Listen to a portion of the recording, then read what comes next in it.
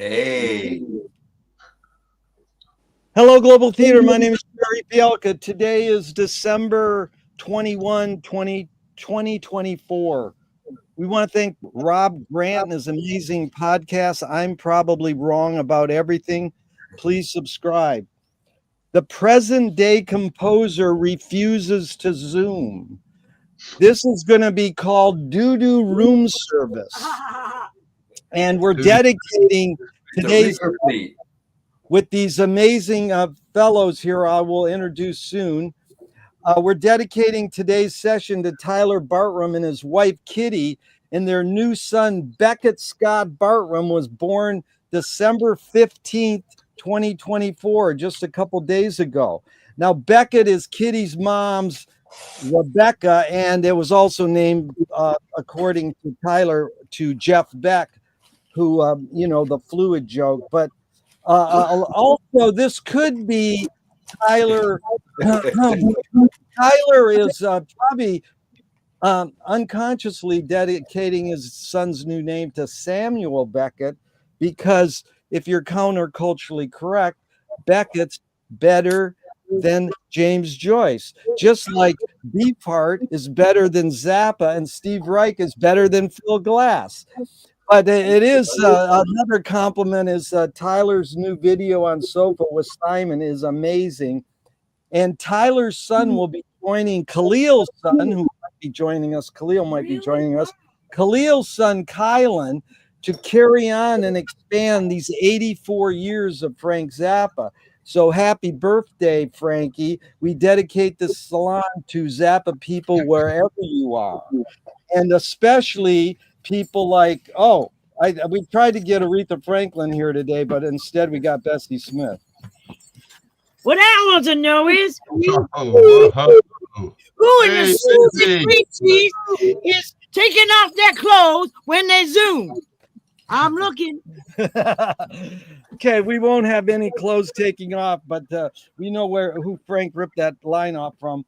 But we also want to dedicate today's session to the many Zappa people who passed away in the last year. They're up at the United Mutations Research Kitchen, in the Sky with Frank. That's Tom Fowler, Ed Mann, John Schliemann, and also all the living Zappa people, Zappatistas like Stinkfoot Orchestra.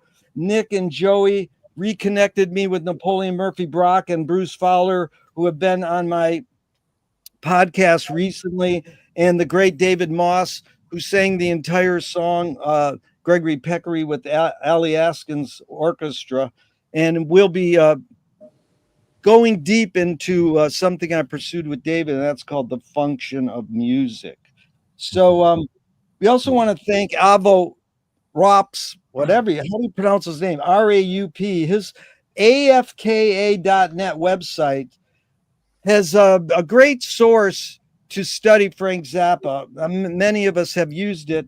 He's transcribed every printed or reproduced online, every printed Zappa article ever, pretty much. Not every. You can never get every, but he's still trying. And so this is a plea to all the young IT kids out there who know everything about which button to hit with your computer. Is what needs to be done is there needs to be a website that transcribes every Zappa audio interview, and that can be done. It's not that hard.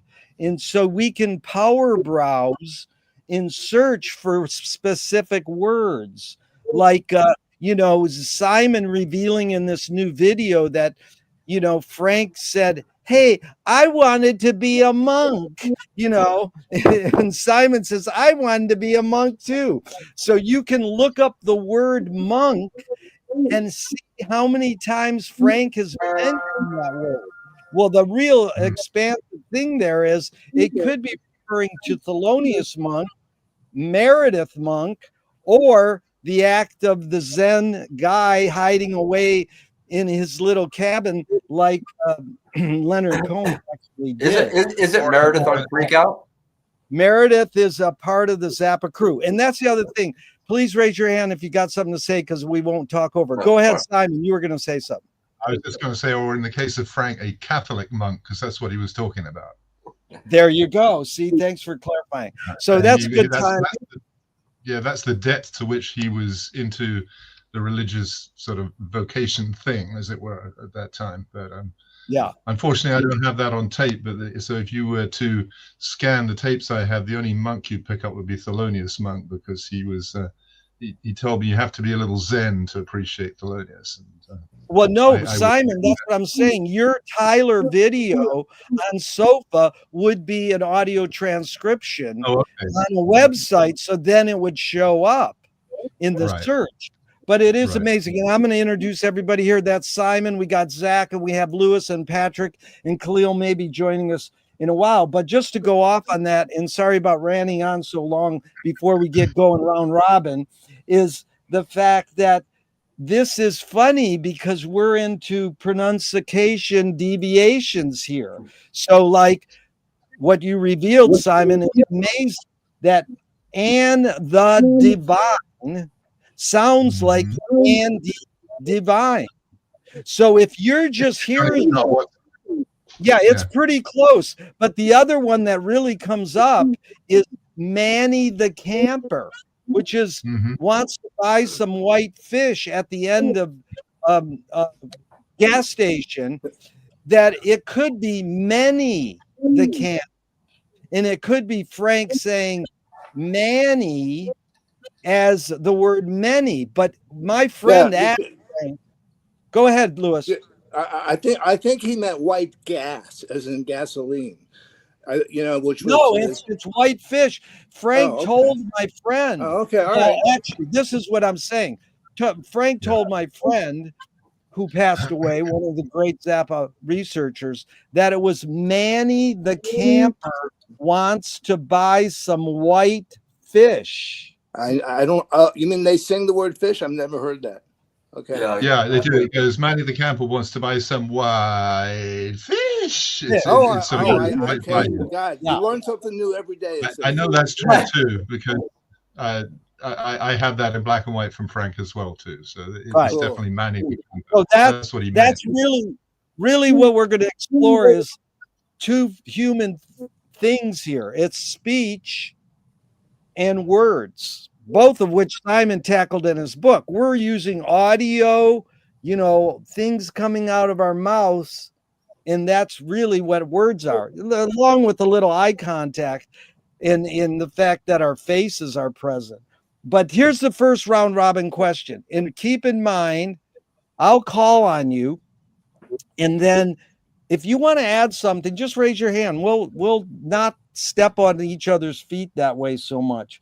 You put the question. Yeah, hold on, Simon. You put the question into the context that you want. So go ahead, Simon. What were you going to say? So that was just my point.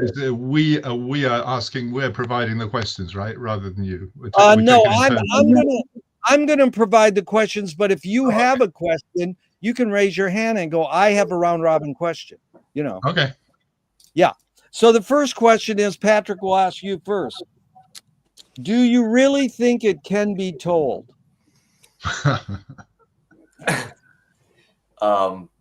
Do I really think it can be told? Yes. That's good. Lewis. Actually, I'd like to work on that one on the basis of the Beatles' All You Need Is Love, which, as we know, is pretty much related to Oh No. So I was looking at it the other day. Actually, I did a little post on this. The fact that All You Need Is Love has that 7/4, John is doing this little beautiful little lyrical thing over 7/4. And of course, Oh No is in 7/4. And, Zappa was apparently, right, Simon? I guess this is true. That Zappa was sort of saying, "Oh no, I can't believe it. You think this is going to save the world? This meaning of love, isn't it? It's a response to All You Need Is Love." Yeah, he did say that. Yeah. Well, he didn't say that, but he said it. He said it was for the Beatles. Yeah. He didn't specifically say But I'm You sure got what to you're remember, Lewis. right. You got to remember what you're saying is really important, because you got to remember it first appeared in Frank's first movie soundtrack, The World's Greatest Sinner.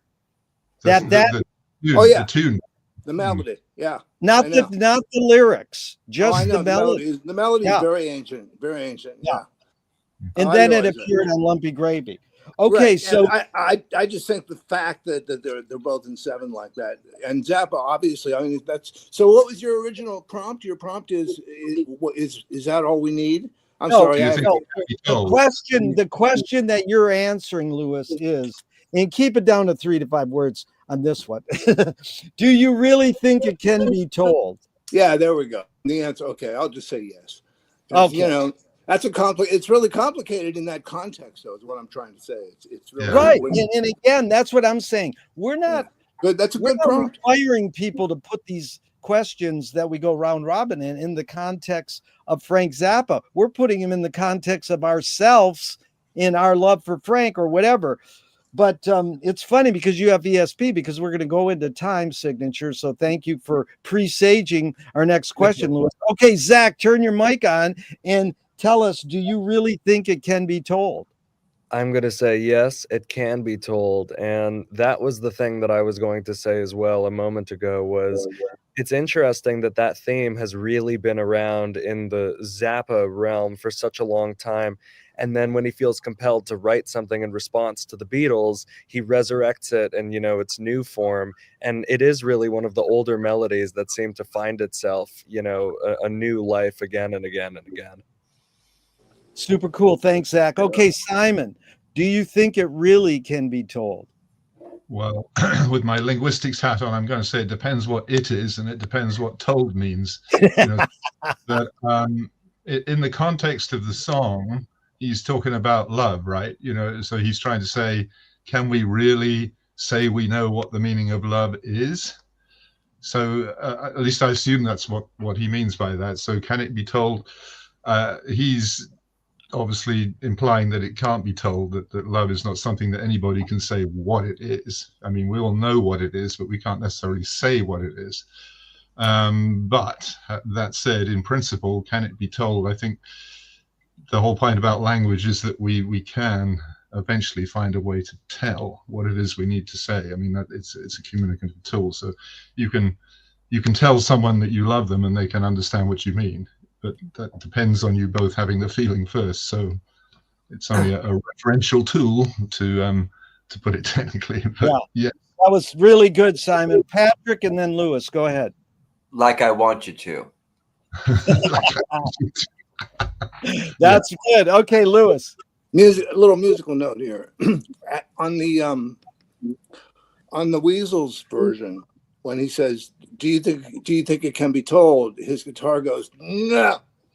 Yeah. You guys all know that, right? Yes. Yeah. I mean, that's the most amazing sound that he gets out of that simple bending the string and going, no. And I think there's a little electronic effect on the actual engineering of that. And it's one of the most powerful one-note things I can think of. Do you really think it could be told? No. It's like the most beautiful sound. Yeah, we don't need no stinking guitars. We can do it with our mouth. Okay, and Simon, that was beautiful what you said. Everybody contributed well there, because McLuhan says all words are metaphorical. Then the difference is it metaphor or literal? Well, then the word literal is metaphor for what? So we want, it's a tricky little thing, but we're not going to go into that. We're going to go into what Lewis presaged, and that's called time. Okay, it's a long setup again. Please bear with me. The question is, why is 4/4 time the most commonly used time signature in Western music? Because, Lewis said, hey, both the Beatles and Frank were in 7/4 time. Now, I'm going to tell you what some people say, and you can come up with new stuff, because you guys are all smart aleck intellectuals who love quip squeak rock music. Besides being intuitive and easy, 4/4 might be the dominant time signature because it's in sync with us walking, the way we march or walk. and our heartbeat. Now, Beefheart varied from this, and he called it the mama heartbeat. He said that the same old 4/4 rhythm is related to fascism. It's so fixative, so hypnotic, so synthesized, it's dangerous to the heart. It's faster than the heart. Disco is dangerous. Beefheart, and Frank changed time signatures too a lot, wanted non-hypnotic music to break up the canatonic state. Beefheart and his innovative drummer, John French Drumbo, expanded the drunken sailor stagger in percussion, like Buster Keaton turned a stumble into a dance. So I'm curious, go round robin the other way this time. Simon, why is 4/4 the most commonly used time signature in Western music? I'm do not have a sufficient of a musical education to be able to talk about why 4/4 would be any different to 2/2 or 8/8 or any other sort of like a regular thing. Yeah. But I think what you're saying about regularity is probably, at least in terms of pop music, that's the most easiest thing to tap your foot to. On the other hand, winos do not march. I think it's like it's a very simple way of chopping up time that makes sense, but actually if you withdraw out of the Western world and look at other cultures, you'll find that they're right from the get-go, they're much more sophisticated and have rhythms that are sort of related to, well, speech rhythms, which is what Frank was all about, of course. So I think it's just simplicity and ease of instruction, probably. I don't know, but I'm no musician. No, that's good, Simon. We don't have to be. But now we got a professional musician, Zach, who's playing drums, and you're running around like a chicken with your head cut off, playing percussion, drums, and guitar. It's amazing, Zach, what you're doing these days. What's your take? Why is 4/4 time the most commonly used in Western? Because that's Simon made that distinguish, but also you made a value judgment like, other cultures are more advanced, like Westerns are lowly. We can. Well, I mean, I insinuated it on you. Sorry. Thank you. I think I'm gonna sort of echo what Simon said, and in a sense, I'm also gonna paraphrase a Zappa quote that I think I heard a million years ago, where I think he stated, in a way, 4/4 time is the weirdest time signature that one can possibly do because nobody speaks in common time. Every single speech rhythm, every single rhythm in nature, there's no real, consistent metronomic pulse to it. There's an ebb and flow and there's a rubato. And if you look at every, culture from around the world, and what the earliest forms of music sounded like and what the first types of rhythm sounded like when people did it together, there's no 4/4. It's, it's following speech rhythms. It's, a bunch of people that are not even thinking about what time signature something is. And somehow, 100 folks can just figure it out together. I mean, even in the, era before there were 12 notes in Western music, semitones. That's another thing that does not really exist in Western music. So if we're going to talk about why 4/4 is the most common, I don't know. I mean, I think Captain Beefheart might have really been onto something where he says there's something a little fascistic about it, where it's easy to hypnotize somebody if you just have listen to a good disco record. I mean, you can go into one of those discotheques and you won't leave for 3 days if it's hypnotic enough. So who knows? Beautiful, Zach. And Louis, you're up. No, really well. I'm gonna use a line that Mike Keneally wrote, which I think is one of my favorite lines. Oh, you guys are all into Keneally, I'm sure. But anyway, he goes, "There are a million ways to subdivide that bar." Do you guys know Keneally singing that? I mean, that's one of my favorite lines. What a great line! There are a million ways to subdivide that bar, and basically that's what it comes down to. I mean, as Zach said, you can search the world and you'll find various primitive, but if you study rhythm and the way that you can nest tuplets and stuff, okay, you can basically create any rhythm at all that can sound like, let's say, 11 or 17 or 34, like Don Ellis used to shit in 33/8, 33/16. But basically, if you can count out in 4 at some point, even if it's just like 4 bars of 33. You know what I'm saying? So basically, you can create your own 4/4, which is like, as you started saying, is the heartbeat, is the walking pace. The walking pace is 120 beats per minute, basically. So think about how many songs are really right around that 120-minute mark. You know, especially rock and roll songs. You know, it's like you could be walking with your earphones to that shit. You know.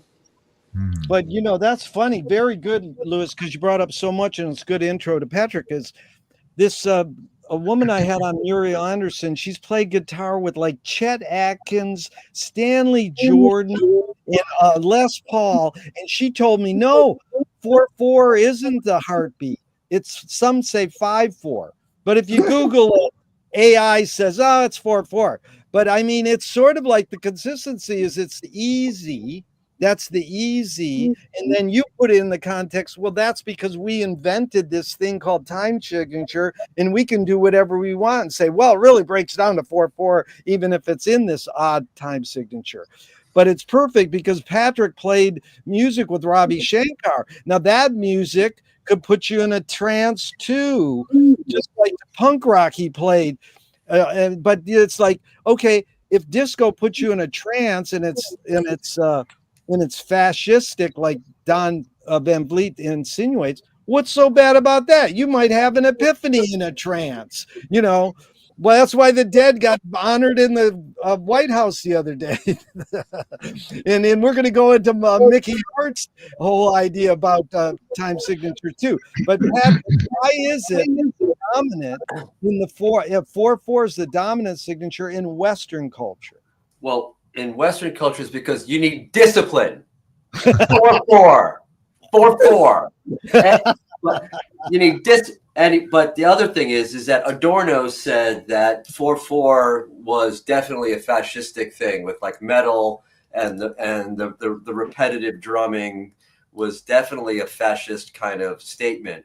But when you think about the heartbeat, in Hindustani classical music, it's 72 beats per minute, right?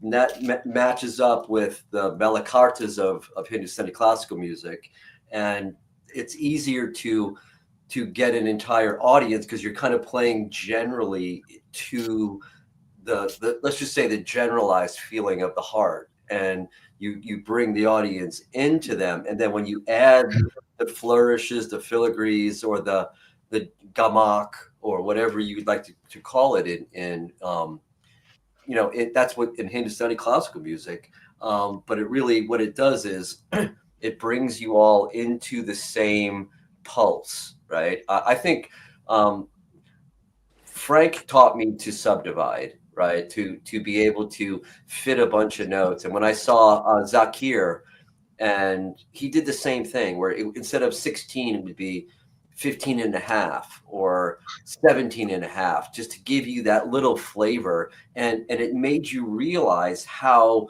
stable and disciplinarian that the 4/4 was, because it gives you that structure to build on. And that's just my kind of take on it, you know. Really good, Patrick. Go ahead, Simon.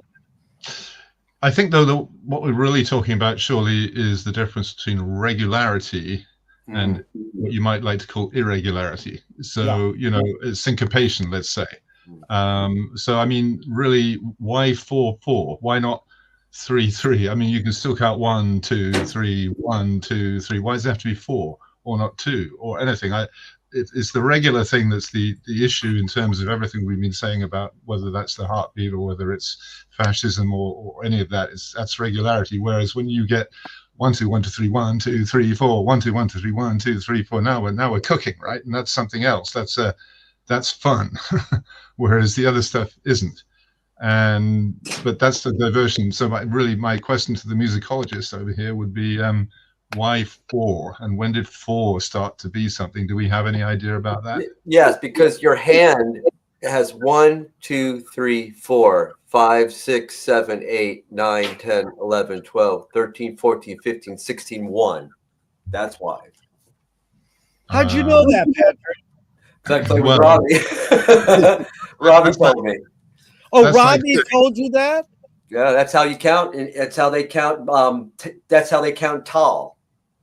Well, that goes way back to ancient sumo, because the reason why we use 60, right, as a counting number for minutes and other things is exactly that. You count off with the thumb on the 1, 2, 3, 4, 5, 6, 7, 8, 9, 10, 11, 12, then you got 5 times 12 is 60. Whee! Exactly. And the electrical system is at 60, and you can tune to it. And that's Lamont Young. If you're in Japan when it's 50, but that's a different continent. But Gerry, what we're talking about here is fractional divisions thereof. You know, I mean, it's still the question is regular versus irregular, and why 4. Right, so I don't know, Lewis, have you got an insight into that? No, Yeah, I was just going to quickly say, if we want to talk about the history of music, you know, if Western music anyway, which generates from Gregorian chant. Okay, so Gregorian chant, if you look at Gregorian chant, it is full of phrases. And they're not necessarily 4 at all. So, you know, 4, 5, 3, Amen, 2, and church music grew to fit the sacred Latin words. So you have your early Renaissance music, which still is usually divided into a meter that you can almost shape into 4/4 at some point, but often it's guided by how the words are. You have these longer phrases, and the same thing in great pop music. I mean, Lennon and McCartney would write these phrases which would go over the usual, 16 bar beat phrasing. Just that, Paul, like in Penny Lane, all these really beautiful things where he extends the line. I know we're talking about different composer here. No, but anyway. Just great songwriting, it does great composing back then. So I'm saying, like, that's how the church music evolved into a 4/4 structure. But Gerry, you can think of time as all, you could think of, we're still like on the downbeat of 1 in the history of your life or whatever. You know what I'm saying? And you can make the time signature as long as you want. So that's what you started off saying, 4/4, 2/2, 8/8. What's there? There's no difference between those time signatures, but yet, composers use them to write a specific kind of a feel. So for instance, let's say we wanted to think of everything as 1/1 instead of 4/4. You know what I'm saying? Like a whole note gets 1 beat, and there's 1 whole note per measure. So I'll have just playing with time. Yeah, it's good. Hold on, Zach, because I was going to have Ed Mann call up George Clinton from heaven and say, everything is on the 1, dude. But it's, before you go, Zach, it's just Simon. Frank loved a lot of music that was 4/4. That fucking East LA greasy doo-wop shit is 4/4. But there's variations, and I really want to thank all of you because I'm learning so much, and it's fun to have you all. So go ahead, Zach. I guess the one thing I wanted to say is to relate this back to some of Frank Zappa's compositions. From my experience, I feel as if he would also use 4/4 to make an odd time signature even stranger. So, for example, after the keyboard solo of Inca Roads, when they do the but he makes it into faster,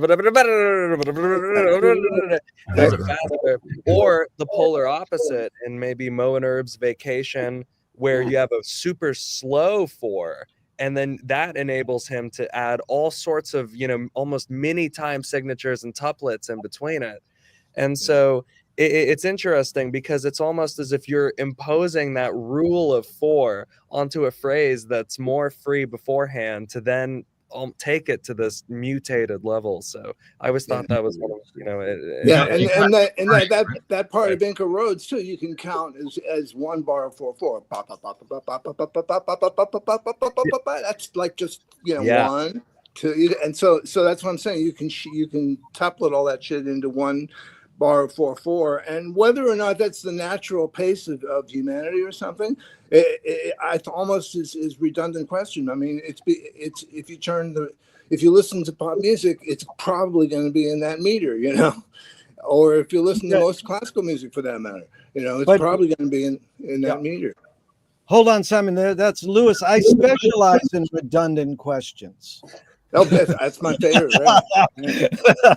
That's it. It's like go back to one of Frank's influences, which he denies. John Cage. He'd go, "Well, Jerry, that's a very good question. I wouldn't want to ruin it with an answer." Okay, Simon, go ahead. Sorry. Two things very quickly. One is, it sounds from what Lewis is saying that we can blame 4/4 on the church. Another thing that we can hold Discipline for. And secondly, in a sense, it's like a framing thing. It's like Frank said about, you know, you got to have, if you've got the frame, then it's art. You need something to work against, otherwise the other stuff doesn't really it's like you can't stick it onto anything. Whereas if you've got that framing simplicity, then it all sort of makes sense. Beautiful. It's form and content. Really good point, Simon, that framing thing. George Lakoff. So, you know, I evoked Cage there for a second. And before I answer these questions, I'm going to go back around. We'll start with you, Patrick. What's the function of music? Oh, goodness.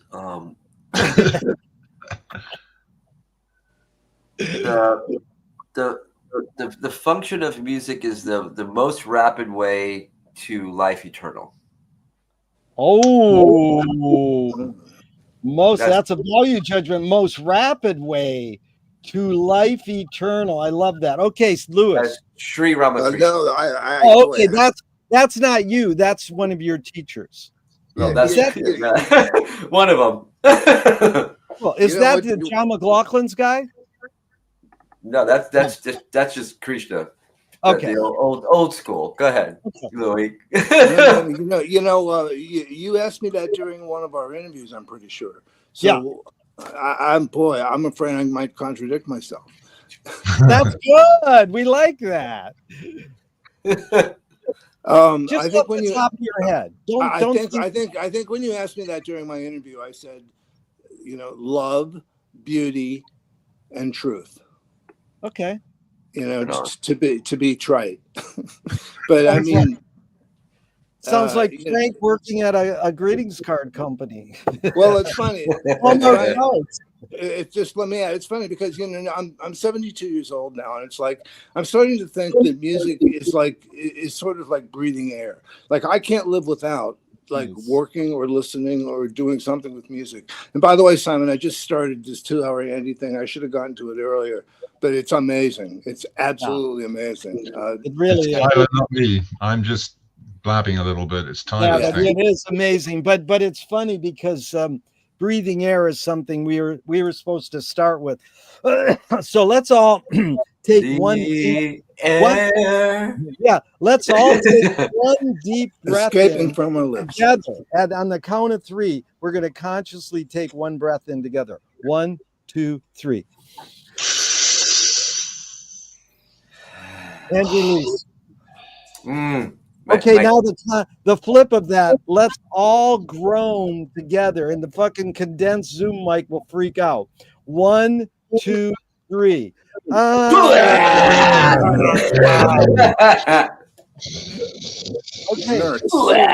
Now, Zach, you're up. What's the function of music? All right. How about to bring us together, to tear us apart, to be a voice for the voiceless, and to connect us to the divine, the extraterrestrial, and the inexplicable?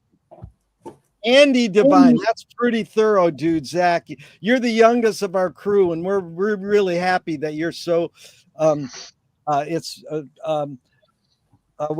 the 3 lines he wants? Peace, love, and eternal cosmic wisdom. Very good. Tie-dye T-shirts and Zen macrobiotics. Very good. Okay, Simon, what's the function of music?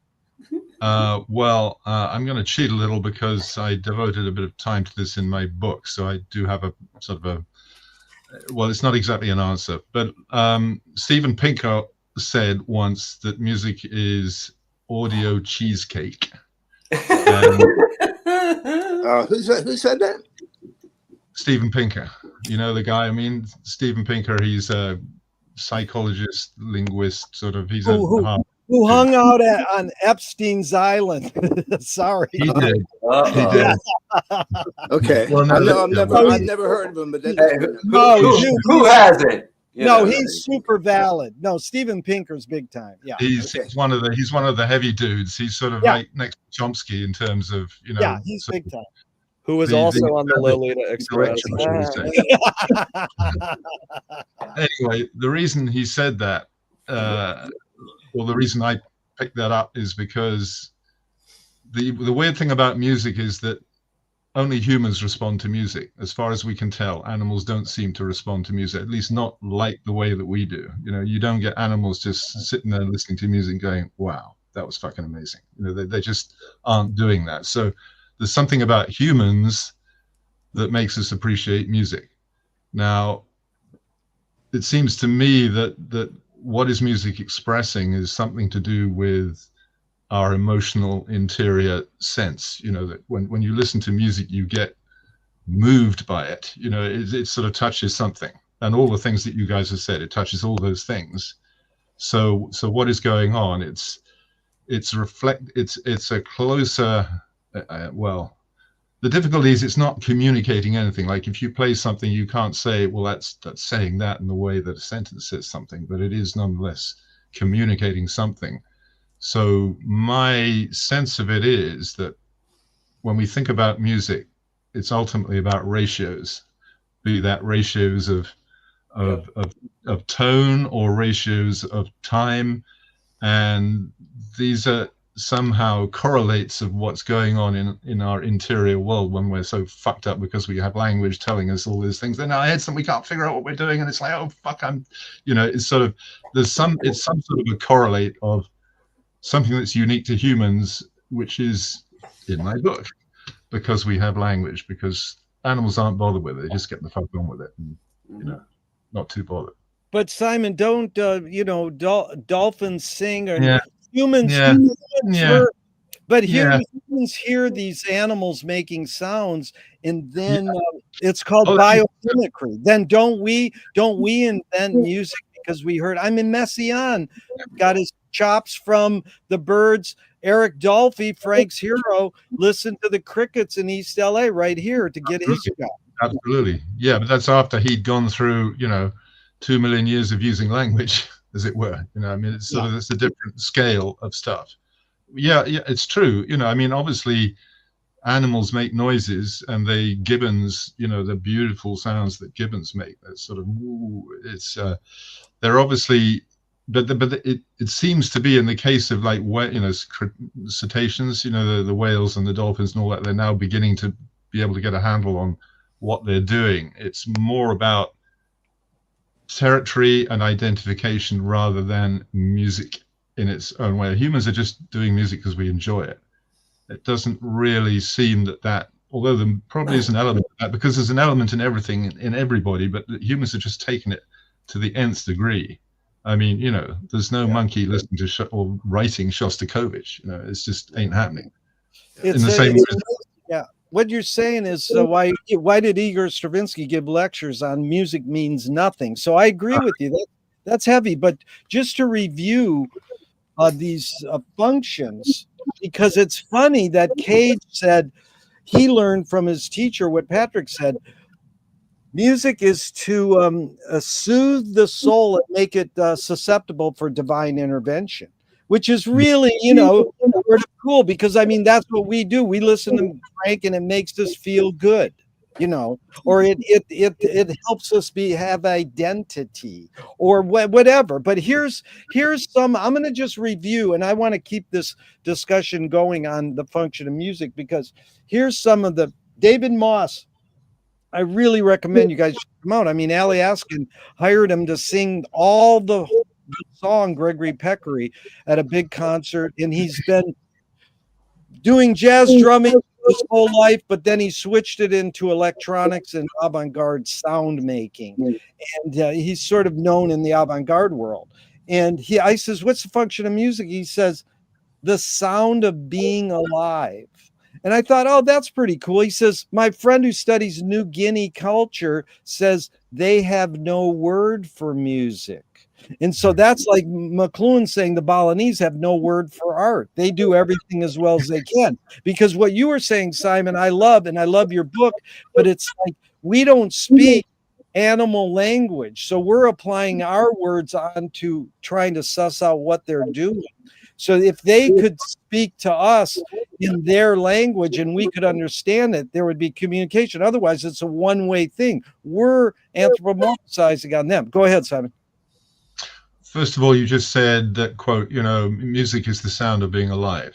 Yeah, that's David. That is actually the summary of what I meant when I was saying all that, because, it is the sound of being alive, but being alive in the way that humans are alive. And we are alive in a different way to animals because we do have language. And it's not that they have languages and we can't speak them. Mm-hmm. They may have very simple forms of communication, but they don't have anything like what we have. And that's not a value judgment. That's just a point of fact, that we are able to manipulate sound in such a sophisticated fashion that they can't yet do. Now, give them another million years and they might do, but we just happen to get there first. That's all it is. Exactly. It's like saying a dog can smell better than you. You're willing to admit that, right? Yeah, Dog's sense of smell is better than anything we think. So good for them. So they're on top of something. Oh yeah, no, I'm not saying we're on top. I'm just saying that we. I'm just saying that the sophistication of what we do with noise has got something to do with the sophistication of the way in which we appreciate music. That's all. Organized noise. Yeah, and listen, you really touched on. Yeah. Simon, well, what comes down to ARF. Yeah. Yeah. That's why I like that song. Yeah. Yeah, I love a modified dog, Evelyn the modified dog. You're like going through all the great songs on one side, and you go, really, the best song is. But anyway, Simon, what you said was amazing because reiterating David Moss, sound of being alive. Check out the word sound. Well, what did Thelonious Monk say? Silence is the loudest sound in the universe, and so he's saying sound of being alive. What's my favorite Zappa song on YouTube? Dead Air. So what the sound of being alive, by implying sound, you're saying it has to be something it's not. Go ahead, Simon. Two things. First of all, the other thing that Thelonious Monk said that I always thought was great is that all musicians are mathematicians, whether or not they know it. Yeah. Okay, that's one thing. And secondly, I wonder if I could interpose at this point a round robin question that I had figured out, because I think it might throw a different light on the question you're asking about the function of music. Right. Before I inventory the other ones, be my guest. Do it. Okay, so here it goes. What is the problem to which Zappa's music is the solution? Yeah.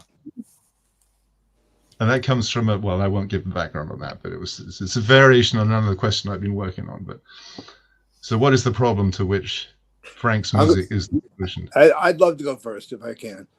I'll say this with in mind that we're all Zappa fans, we're all Zappa people, but to put it simply, overeducated shitheads.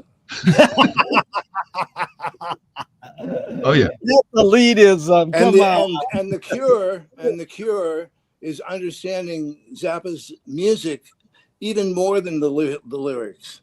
Like, understand that he's saying, you overeducated shithead assholes, broken-hearted assholes. Yeah. Get your fucking shit together. Do what you need to do. Make your life about, nobody's going to cause a murder here, or just have fun. And according to Moon's book, which I'm sure we've all read, it's like just go out there and fuck your way through your life, you know. Is that what she's saying? Haven't you read it, Simon? You haven't read it? Yeah, I have. Yeah. Okay, that's what her she became aware that her father was basically Oh, fucking yeah. his way through his life, you know. By the That's time certainly what she became aware that he was doing. I'm not sure she was necessarily endorsing it, however. As no, a way of- I don't say that. But if you read her book, it's like, oh, my dad loves sex so much, and apparently, and he didn't have to tell anybody that. But you know, apparently, one of the things in her book was he told somebody he wished that lust. I think the word was lust that she used. That you know, that he thought that lust should be just a normal emotion that people could do on the church steps. It is. But here, you know, I know a guy who was fucked by Tharp in a church once. You know, but listen, that's Emo Phillips' joke. In high school, all my friends said, "I'll fuck anything that moves." I said, "Why limit yourself?" But Simon, let me one thing of that's the word lust is what I'm talking about, where we can power browse and search every time the word lust came up in Frank's talks. Because the main thing about Frank is I've got these quotes when we get into God and religion. I got these quotes that are 50 years old, and then he calls himself a devout pagan later. So it's the time. What we talk about time is an important factor. Do we allow this guy to change his point of view? One day he says this, and the next day he says the exact opposite. That's what I think is the when determines the what. Say it again. The when determines the what. Isn't that what he said? The when determines the what. Yeah. Oh, well, that's really good. Determines the what.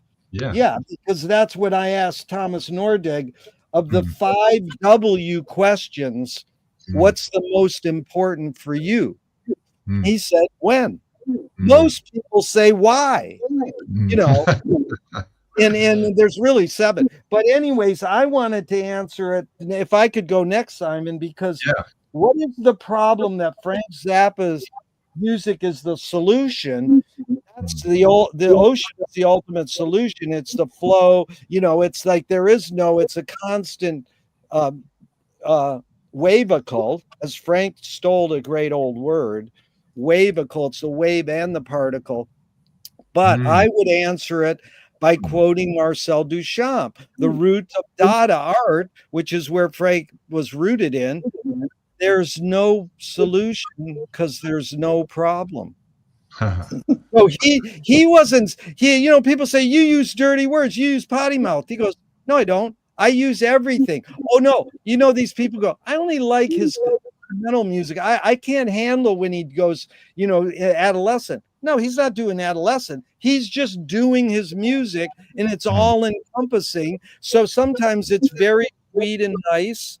And you can fucking have a baby to it, because I gave it to my friends and they fucked it, had a baby. And then it can be horribly, you know, discombobulating, like before the song "Oh in the Sky" starts on the BBC, you just hear this.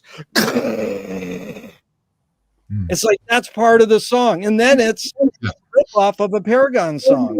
Exact song the Paragons did, and Frank put new lyrics to it. So I don't think there is any problem, but that's my answer. So we got it. Go ahead, and Simon and Zach. Just very quickly, may I refine what I mean by the question then, which is that in the sense that the 5 of us gathered here today have devoted a considerable portion of our lives to investigating the music of this one person above that of others.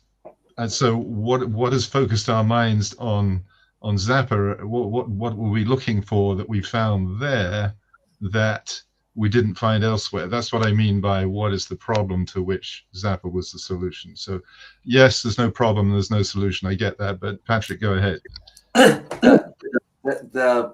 The problem is Louie. and what it is that like all of those songs teach love in the wrong way. And Frank said this too, is that, you know, his songs talk about love as, you know, the beginning of the world. And those songs teach him like that it's the end of the world. And that's what connected me immediately to him. I was like, this guy gets it, and now I'm getting it because I understand what he's coming from. And that just was like, and then the universe just kind of turns into this like 3D, like, you know, experience. And then you're just trying to map it. And that's what I've been doing for, you know, 45 years. You know? Okay. Can I add to that? Because I'm anxious to hear Zach's too. That problem isn't just that Louie taught us how to make love the wrong way. It taught us how to make love the right way too. Why else would he quote it? What is the amount of times Frank quotes Louie? 20 over a career of 60 albums? 50. 50. At least, Is there a list, Lewis? I mean, I want to know that list. Well, if you count all the posthumous releases, No, I'm saying in 60 albums, I think it's 20. All right. So I'm not saying live shows, but it's amazing. Simon? I think Bob Marshall's interview with Frank's important because he said this to me once. He says Frank reverently satirizes what he loves the most. Sure. And that's what satire is satire what you love. It's not like I hate Jesse Jackson. Frank wrote an Jesse Jackson song, but he said in an interview, I think some of his points are valid. So he's not saying I hate the entire human being Jesse Jackson and everything he stands for. He's saying I'm going to satirize some of what he did, and you can be cool on me. Like he didn't say I want a Jewish princess because, you know, there's something negative to me. He's saying, I want one. I want a nasty Jewish princess. Yeah. And that's right from Lorraine Newman. Okay. Sorry. Go ahead, Lewis. I just was going to say, I did a blog post on Louie, you know, the history of Louie. And, you know, most people don't know it started off as just this Caribbean Jamaican sing song about a sailor who's lost out at sea, and he can't wait for his girl to come. He can't wait to get back to land so he can screw his girl, you know. And it's whatever dirty lyrics were eventually attached to it and whatever. The whole idea became a 1-4-5 song, you know.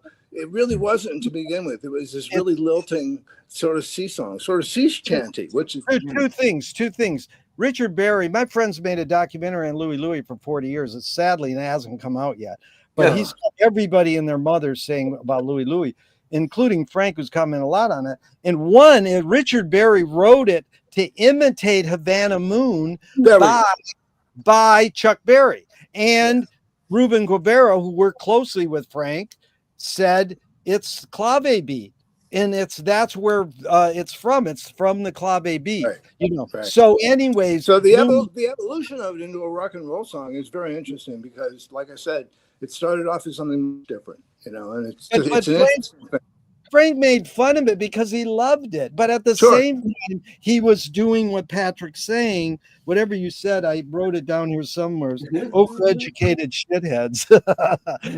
Am I quoting that right? Did he say? Okay, Simon, I think it's Zach. I'm pointing at Zach. Yeah, exactly. I'm saying I want to get Zach's input on this one. Sure. No, it's interesting because what Lewis just said is there's definitely the satire that's directed towards the overeducated elitist shitheads, but then you look at that Zappa interview where all the way on the opposite side of the spectrum he's at war against apathy, right? And so to me, apathy is the opposite of wanting to educate yourself, right? It's sitting on the couch, it's doing nothing, TV dinner every night, you know, what another day at school. And then eventually the overeducated shitheads and the apathetics will meet each other at the other side of the circle. And I feel as if Frank, in what it was that he was trying to, sorry, now I got lost. What's the question again, Simon? Yeah. To which, what is the problem? Thank you. Zappa is the solution for you personally, in terms of, you know, what draws you to Frank, Yeah. basically. Well, I'll go to me personally in a second, but I guess what I was trying to get at was those were the two problems that he was trying to solve, both musically and lyrically, because I think there's also quite a bit of musical apathy in the world. I mean, dun dun dun. Dun dun dun dun dun. It's the same chord progression. Or he wanted to compose orchestral music, and he realized that all of the greatest musicians in the world are going to have 50-year careers playing the same pieces by Beethoven, Mozart, and Chopin every year for the rest of their lives, you know, if they get tenured in one of these orchestras. And so, and you know, and maybe there's 10 people that will actually get a grant to go off and compose something new every year, but it'll be less than 20 minutes and it'll be performed once to 100 people. I mean, it's just, there's a lot of musical apathy, just as there's cultural apathy and there's lyrical apathy. Love, I love you, love me do, all you need is love. And so I think that was maybe the purpose of what he was doing in a more literal sense, musically and lyrically. If we're going to talk about, for me personally, I mean, I'd say I certainly found myself in a place where I think culturally speaking and musically speaking, there was not a lot happening in, you know, kind of the early 2000s, where you didn't really have a lot of experimentation on pop radio. And it was, you know, it was either Britney Spears and NSYNC or gangsta rap. And I mean, Frank said, what did he say in that MTV interview? Talk about mass formulation. I mean, every artist could just be the same person. And at the same time, you know, when it comes to, you know, musically, if you wanted to do something that on the surface might be more sophisticated, you know, okay, you want to play bebop, great, but it has to sound like this. It needs to be up-tempo swing. It has to be this type of chord changes. You only get one Coltrane quote a set, you know, it's just, and you got to wear your suit. Or, you know, if you want to go into serious composition, I mean, you know, a lot of these folks are just, they're so rigid in their thinking. And, you know, instantly you learn, okay, if you want to experiment, you can, but you better not use parallel fifths. And so, you know, it's just, to me, Zappa starts to really resonate the more I realize that regular apathetic culture is falling this way. And if I try to overly educate myself to become an elitist asshole, that culture is kind of at a standstill going this way. And the only thing that really makes sense is, you know, something like Gregory Peccary, where everything can be music, everything can be storytelling, everything can be expression. And if you listen to a live concert, I mean, I know that Gregory Peccary wasn't played, I don't think, but it could be a piece like that, and then it could go into Broken Hearts Are for Assholes, and then it could go into Oh No, and then it could go into Alien Orifice, where you just have, what's the saying? Anything, anytime, any place, for any particular reason at all. For no reason at all, yeah. Yes, no reason. Yes. Yeah. That to me was just the greatest moment of just you know, liberation that I could ever feel as someone that wanted to make things. I mean, sorry, Gerry, go for it. Really quick, you know, Gregory Peccary quotes Herbie Hancock's Chameleon, and there, I don't think there's no publishing paid there. George Duke quotes Thelonious Monk, and they didn't pay any publishing. But anyways, I think Oscar Wilde's right. All things are in public domain. But there's the cute little thing that Steely Dan and Frank said backstage once. They were opening for Frank, and he goes, "Wow, how can you not play your album notes?" And Frank goes, "I don't want it." Now, did they play their album notes because their company told them to, or by choice they thought they could sell records better? Who knows? It doesn't matter. But being on the Zappa hotline for many years, I got a taste of this range of people who are into Frank. Over-educated shitheads to bikers, to stoner kids, to hipsters, to a woman who wanted to work for the CIA, and another woman who toured with the Clash for 10 years backstage. So I got this whole range, and that's beauty of Frank is that when I was a kid, teenager in Flint, Michigan, one of our friends' dads liked Zappa. At that point, no parents liked rock and roll. This was before kids nowadays. Their parents take them to their first Metallica, whatever. It's like, please, can't they have their own music? But to end it, Simon, here's my answer. What is the problem which Frank's music is a solution? How to literally and metaphorically embrace contradiction and embrace what being a human is. Yeah, that's very good. Yeah, I was going to say sort of it's all about siloization, which is a word seems to be coming up a lot recently. But everybody's in their own little silo. I mean, Zach, you were alluding to that. Be it the academic world, be it the musical world, whatever. Everybody just does their little thing, and that was for me very frustrating before I discovered Frank's music. It was just like, well, I like this and I like that, but the two worlds are not speaking to each other. And suddenly, shit, there's a guy who's speaking to them both and taking the piss out of them and himself, and also able to articulate very, very precisely what he's doing, which is rare in any field, let alone especially musicians who are not the most articulate people, generally speaking.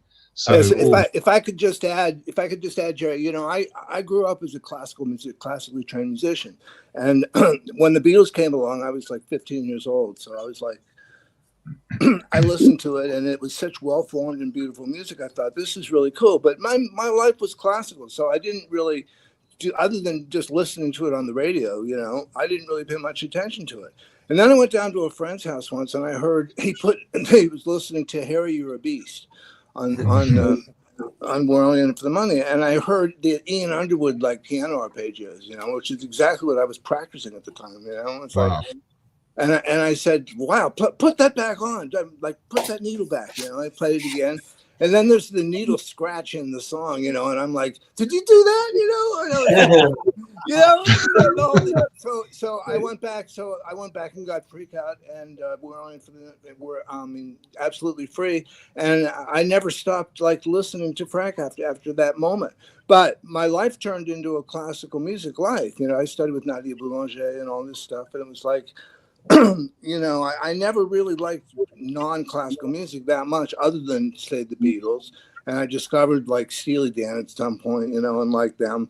But basically, I didn't really listen to it very much, and because most of my time was in classical. So it's interesting to me when you ask your question, what my life needed at that point was something intelligent. I remember listening to Lumpy Gravy and going, this guy got these horn players together, wrote this chart out, and then of course I could hear the Varese in it, and I was really into Varese at the time.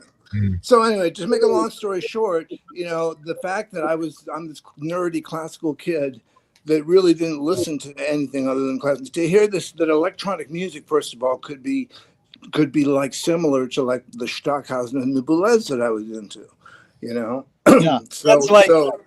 hip, Zappa fans will go, I only, they're real snooty. They don't like other music. And they go, well, Weather Report's good, and Steely Dan's good, and Rush is good. And then you read Thundercrack, and he says, Zappa's my man. Yeah. Well, how many of these musicians span? I mean, well, no, John Zorn's a fucking Zappa wannabe, and Mr. Bungle is too. But, anyways, it's important that Frank's music is timeless, but it is for a trained ear. The normal person ain't going to get it. And that's the answer, Simon. And we love it when, they're trying to make them normal. So sorry. It fills up a space. It fills up a space that shouldn't need to be there, but it is there. There's very little like that. There's very little like Frank out. Because there's a lot more of us ugly fuckers than you are. Hey. But again, Patrick, that's the opposite of what Zach was saying. It's bringing the people together, and I love that. That's the embracing the contradiction. He's like in Vegas when he sang "Broken Hearts for Assholes." You're an asshole. You're an asshole, and then he pointed at himself. You're an asshole. So it is like, how do you break down and realize everyone's human? It's really hard. Yeah, Zach was going to say something. Oh, I just wanted to add to what was just said, where, the thing that's amazing about Zappa's truly original and unique form of satire is that there is nothing funny about how well it's played. It is, you do not need to listen to more than 1 second of any of those tunes to know that these are serious musicians, whether it's the members of the Wrecking Crew on Freak Out, whether it's the orchestral sections, whether it's, you know, my personal favorite live group was the 1981 band with Steve Vai on guitar too, and Chad Wackerman and Scott Tunis and Tommy Mars. I mean, even when they go to, you know, 73, Zach. 73, Zach. Sorry, 73. All good. I know. I mean, I love them all. Go ahead. I'm sorry. Go ahead. No, it's all good. But yeah, I mean, when you listen to any of the bands, even, you know, when George Duke tells the anecdote of, you know, when Zappa made him play doo-wop piano, I mean, even just the way that he attacks, you know, the triads with such confidence, it's not, I mean, it's fun, but it's not funny how he's playing. I mean, these are serious motherfuckers. And so as a young musician, you know, who wants to improve and who wants to learn as much as one can, you know, you gravitate to that stuff. And you realize, you know, there's a lot more going on here than, you know, just some sort of a comedy guy with a ukulele or something like that, you know?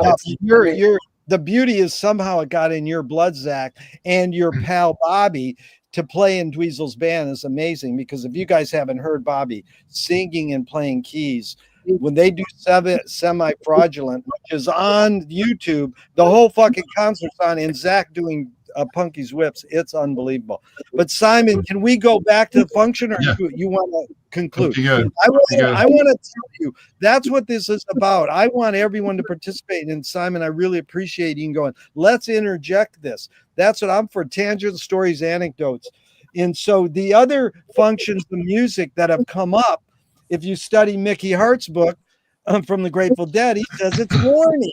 They're coming to take our food, or the dinosaurs are going to crush us, and they hit logs, and music was a warning system. Communication. Dance is the most evident, and Frank knows it. The purpose of music is to dance and move your body. That's why Frank was he enabled the audience to be co-creators. You know, he had a ballet company come up on stage on Long Island, and they weren't ballerinas or trained. You know, he was always encouraging people to dance and become part of the experience of making the music. It wasn't an elitism. We're on stage and we're it, and you're not part of it. And then Storm and Norman with Susie's, they played Carnegie Hall. I said, Norman, what's the function of music? And he says, to keep you from going crazy. Now, this word crazy, Simon, I did the deep dive on how many times Frank has mentioned the word crazy in his interviews. The great one is if you haven't heard Moon in one of her interviews saying Frank was neurodivergent. I mean, that's like all parents here. Oh, my kid's on the spectrum. I goes, fuck that spectrum shit. Everybody's on a spectrum, you know. But, you know, oh, no, we invented the word autism, so you're fucking nuts. And it boils down to McLuhan saying, you can't prove you're sane unless you have discharge papers from a mental hospital. So this is a phenomenon because Frank literally said, hey, I'm not a Republican. I'm not a Democrat. I'm relatively sane. You know, but at the other times I have him quoting, this is Cream Magazine. He wrote, Frank Zappa is a guy who makes LPs, but there's another Zappa who is crazy, and you don't really know about information on his identity will not contribute to any useful function in society.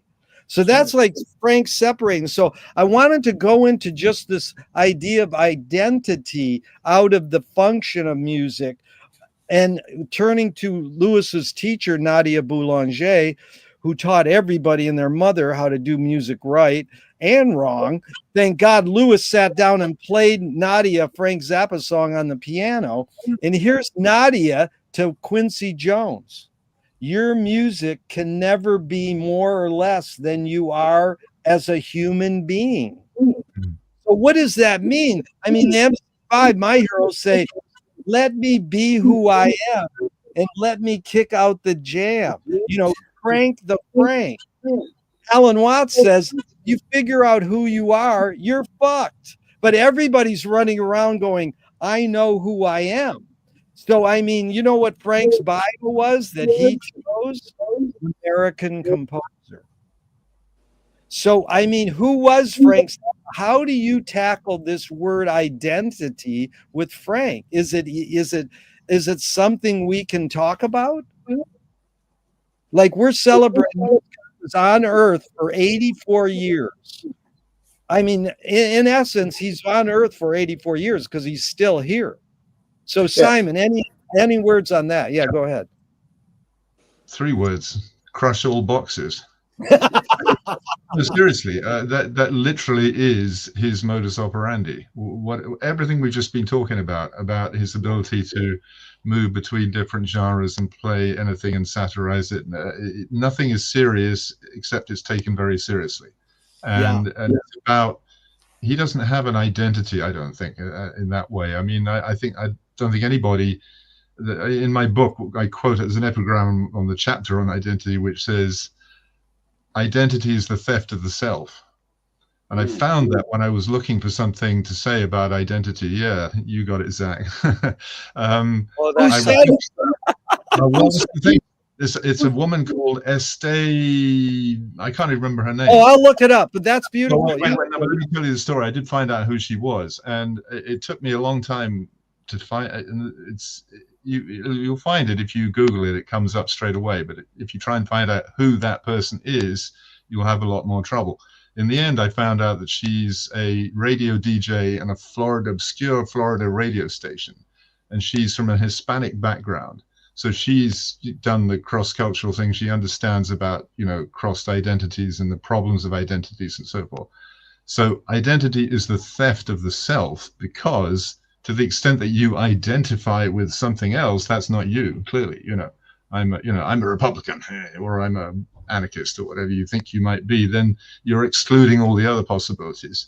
And really, what you are is the thing that's listening to music, which is really the sound of being alive. And that does depend on who you are, because not everybody processes things at the same factory rate, as Frank used to say. So therefore, you are what you is. And that's all it is. All it is. A cow don't make ham. Yeah, absolutely. So identity is actually, I think, something to be resisted. Although obviously there are political reasons why people need to coalesce around a particular identity, especially if they're trying to, fight the kind of shit that people tend to dump upon them. But in terms of us lucky enough not to have to worry about that stuff, identity is something I would suggest to be refrained from. Beautiful. Simon, I want these other guys to weigh in on identity. Go ahead, Louis. I'm going to look at it from a very particular point of view, again, from my classical background. Before we logged on today, I started watching that video, and I sort of got lost in it because I was in the middle of listening to Civilization Phase 3, which I listen to, I'd say, every 3-4 months. I just automatically put it on to check it out. There's parts of it that I've actually transcribed. Buffalo Voice, actually transcribed a bunch of that because I'm so interested. And today I was listening to Dio Fa, and I heard some things that I've never heard in all these years. We're talking like almost 30 years now.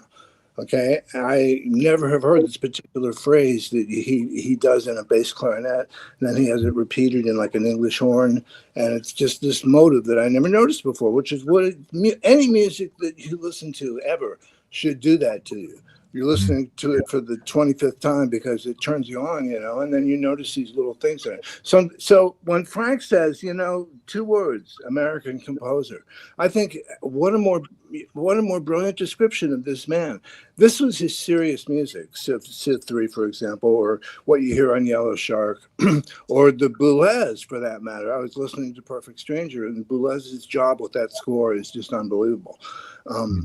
That was, and the Frank that I knew for a very short period of time that I spent with him was just, I could tell, we talked about the Lutoslawski String Quartet for like an hour. And, that was what made him happy. Okay. When he could hear something coming out of 2 speakers that was produced by his own brain, and he's hearing it back, played by real human beings. or non-humans for that matter. That's, he loved the synclavier. But do you see what I'm saying? I'm saying that I think that in this case, the identity that he would prefer above all others was not Camarillo Brillo, not Dynamo Hum. It was the fact that his very last breath, he finished this piece, Civ 3, which is like I say, most Zappa fans that I am in communication with on the internet, for example, have no idea at all. In fact, there's someone very, very close in the Zappa world. I'm not going to mention his name. I interviewed him, and he had never heard Civ 3 at that point. And we're talking at least 10 years after Zappa's death. Hey, I like Camarillo Brillo. I saw Steven Tyler roller skating. I saw him roller skating in Venice once, and there's a line in an Aerosmith song that goes, "She was buns up, I was wheeling and dealing," and they give Frank credit. And this is in an Aerosmith song. And I goes, "Stevie, why did you put that line in your song?" He goes, "That's the way I felt that day." Okay, Patrick and Zach on identity. Lewis, that was brilliant. No, I totally agree. I remember it was I ordered Civ 3 from Gerry on the phone, I think. And it came like a couple of days after Frank died, I think. That was it was just insane that it, and I still have it upstairs, a big white CD with the packaging. But the biggest thing, because that makes me think of that, all of that stuff on Lumpy Gravy was that confessional experience of who those people were, people seeing God. But the one that resounds for me all these years later, and I started to post it on Threads or whatever, is I'm recommending dark clothing. That's what I can. That's all I can give you right now. That's everyone's that's. I don't need you to see me in some specific way. I just recommending dark clothing so I can just go on with my life. Because because I'm paranoid. Because I'm really, really paranoid. Because at this point, someone's always looking over your shoulder, always tracking you or making an analytical model of all my likes. Every time you turn your fucking phone on. Yep. And now it's in the future, everyone will have privacy for 15 minutes. Yeah, I don't want follows.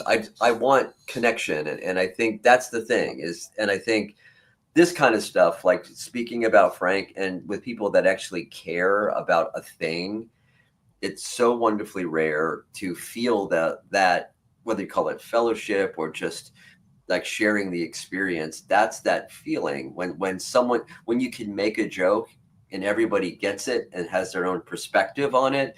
That's my identity, that I don't need a specific one. I love that communal kind of experiential thing.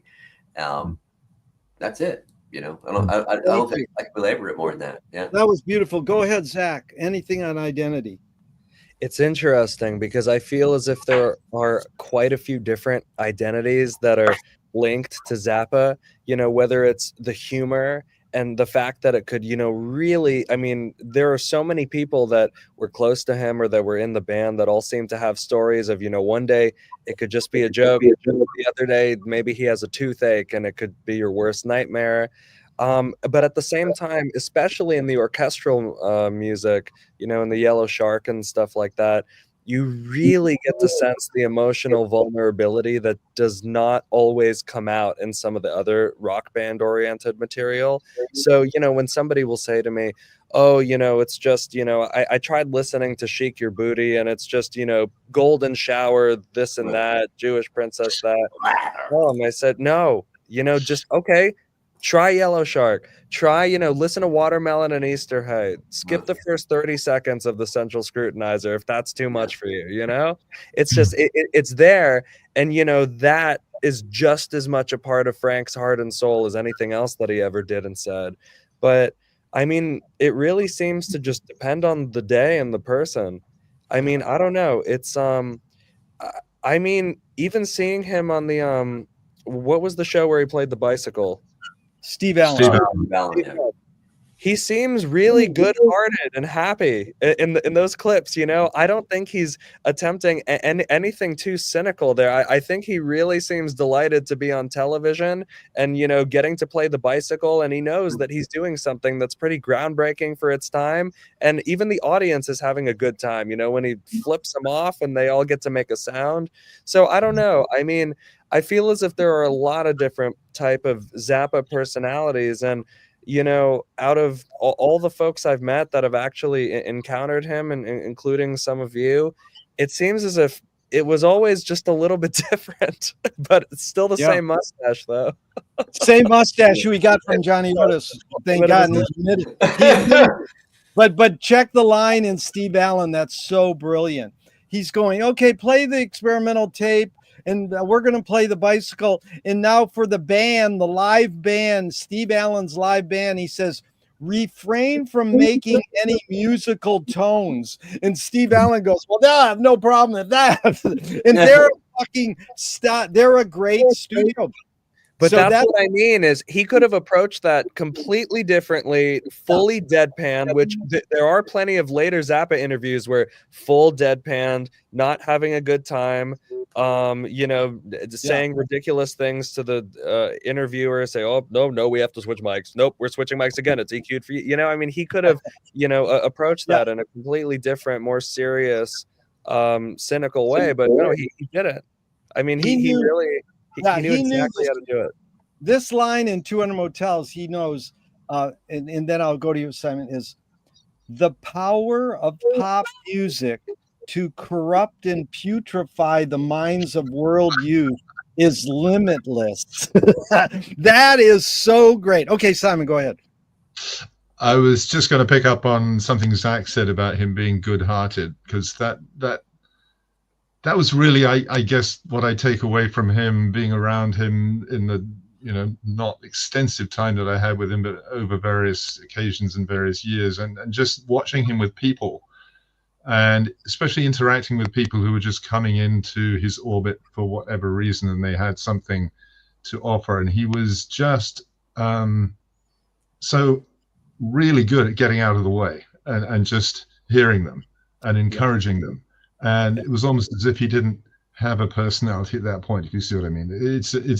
I was going to also say, the other thing I was going to say was, I once had described to me about, you know, Tibetan monks, that they had fluid personalities, meaning that was, again, it's about eluding the particular sort of fixation that makes you into one thing or another. And maybe we're going back to the when determines the what as well, to a certain extent.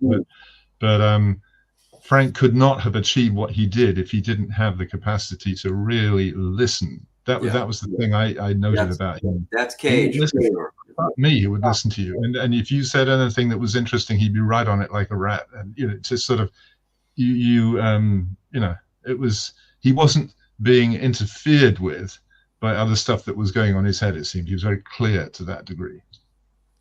Perfect lead in, Simon. I just remembered something Gail once said to me. Go ahead. She said, Frank's secret is that he doesn't have any secrets. Yeah. And now that's, on the one level, clearly he had a whole bunch of secrets, because he had sort of, you know, ports in various storms that he didn't want Gail to know about, and all that kind of thing. But I think what she meant at the time we were discussing it, which was in the context of him being enlightened in some sense, because I think I mentioned to her that he seemed more enlightened to me than many of the Japanese, you know, masters that I'd been trying to sort of inhale enlightenment from unsuccessfully. But he seemed to be much clearer than they were. And she said, yeah, well, Frank's secret is he doesn't have any secrets. And what I took that to mean was that he didn't have all this, because, you know, we're all kind of worried about shit, that some little stuff that's going on that we're thinking about that's distracting our attention. But in order to function really clearly, you have to not have that. And I think a lot of the time he was like that. Go ahead, Patrick. I just have to step off what Simon says, because I felt that about when I got into Frank. Like, for me, it was a triumvirate. It was Frank Zappa, Meher Baba and Groucho Marx. You know, music, silence, and timing. You know, and they all had the same fucking mustache. You know, and I felt that was like so like, and it was illuminating. And then I remember like I didn't know how much, you know, the bodyguard, you know, bald-headed John was he a Zen master or was he just his bodyguard? You know what I mean? And I think I asked Gerry that at the one time, and it was just that moment of like wanting to know more, and to be open, completely open, is so incredibly liberating, you know. And that's what I really felt that he could evoke about in his music, in the movies, and it sucked me in. And it lets you, like, when people get stuck up at the potty lyrics or whatever, it's like, all right, fuck off. At some point, enough's enough. It's like, listen to this. Like the playing, like watch how Warren and Joe play Transylvania Boogie in a record store, right? That is so fucking cool. I mean, and they're like, you know, like the spider and the chicken, and I'm like, these guys are in it because they learned from somebody who believed it and shared. That's the whole point, Patrick, too, is that Frank didn't want you to separate them, that you take it both. But Zach, you were going to add something. Go ahead, Zach, please. Yeah. Well, I don't know if this is true, but if we wanted to go down the John Smothers rabbit hole, I heard he was a what's the secret society? The Freemasons? Yes. One of them. I heard he was a very high-ranking Freemason. I don't know if that has anything to do with anything. Well, so don't worry. I need a dozen towels so the boys can take a shower. I did a rant. One of my rants. I mean, Gerry, you're the one that got me to read that book about Laurel Canyon and the CIA. What was yeah, well, no, I've interviewed him twice. I'm not saying it's all true, but it's worth probing a little. Mae Russell's more important in that regard. But the Masons, in studying, Stinkfoot played at Masonic Temple at the Lodge in LA. So I did a little research, and according the Masons bumped off Bach. So I don't know, Lewis, you can look into that. But here's I want to go for 2 hours, but people have to leave. They can. But here's Simon did two things. Go ahead, Simon. Just to say, I will have to leave shortly because my wife has ripped her back, and I need to go and help her. Check this out, Simon, because these are things directly what you said. One is the secret line is important because Thornton Wilder said, "Art is confession. Art is the secret told." But art is not only the desire to tell one's secret, it's the desire to tell it and hide it at the same time. I think what Gail said is really good, but Thornton Wilder got it a little important aspect. What you talked about, you know, in the new video on Sofa about you aspiring to be a monk and Frank saying, I aspire to be a monk, is amazing because Leonard Cohen is a rock star who actually became a monk in 1996 right here in Malibu. And he says, well, I'm a Slav monk. Now, here's what Leonard Cohen said to start the next round robin. He said, in order to sell a concert, you have to put yourself at risk. And if you don't do that, people know. That's a pretty heavy thing because, you know, Zach, you're up there playing before a lot of people. How much are you going to put yourself at risk? And then Dweezil says, you're fired, dude. You messed up too many notes. So when I asked Nappy and Napoleon Murphy Brock that question, I says, what role does risk play in your creative process? He says, I leave it in the dressing room. Most 99% of people go, oh, I have the courage to be, you know, a life is taking risk. But I thought that was interesting because he is told, okay, you got to play all these notes by Frank, but in this section, you just be playful and have fun with me. So all these years I've been saying, Frank said the line, nothing is what I want. Napoleon says, I made up that line. I was like, whoa. And as Frank was passing away, he told Gail, according to Napoleon, you've got to give Napoleon some credit on some of these lyrics because he actually came up with them spontaneously, being improvising in the middle of a song. So well, not only do you get the Desinex burger. Yeah, I asked Shelly Mann once, I says, what was it like to play for Frank? He's one of the great jazz drummers. He says, that guy knew what he wanted and got what he wanted. So really the question is, you deep thinkers here, your observations of Frank and taking risk. Was he confident? Did he take risk? How did he integrate that? Because it seems as though he knew what he wanted. Okay, we'll start with Zach and then Simon. Go ahead. I guess there's just one, what I normally say to people when we get into discussions about my favorite guitar players in the world, I'll obviously bring up Frank Zappa. And one of the examples I give on the things that made him unique is, let's say it was a solo section on Inca Roads or something. He'll spend 20 minutes playing things and trying everything that he can possibly think of if he wants something new. And then on the 21st minute, he gets a melody.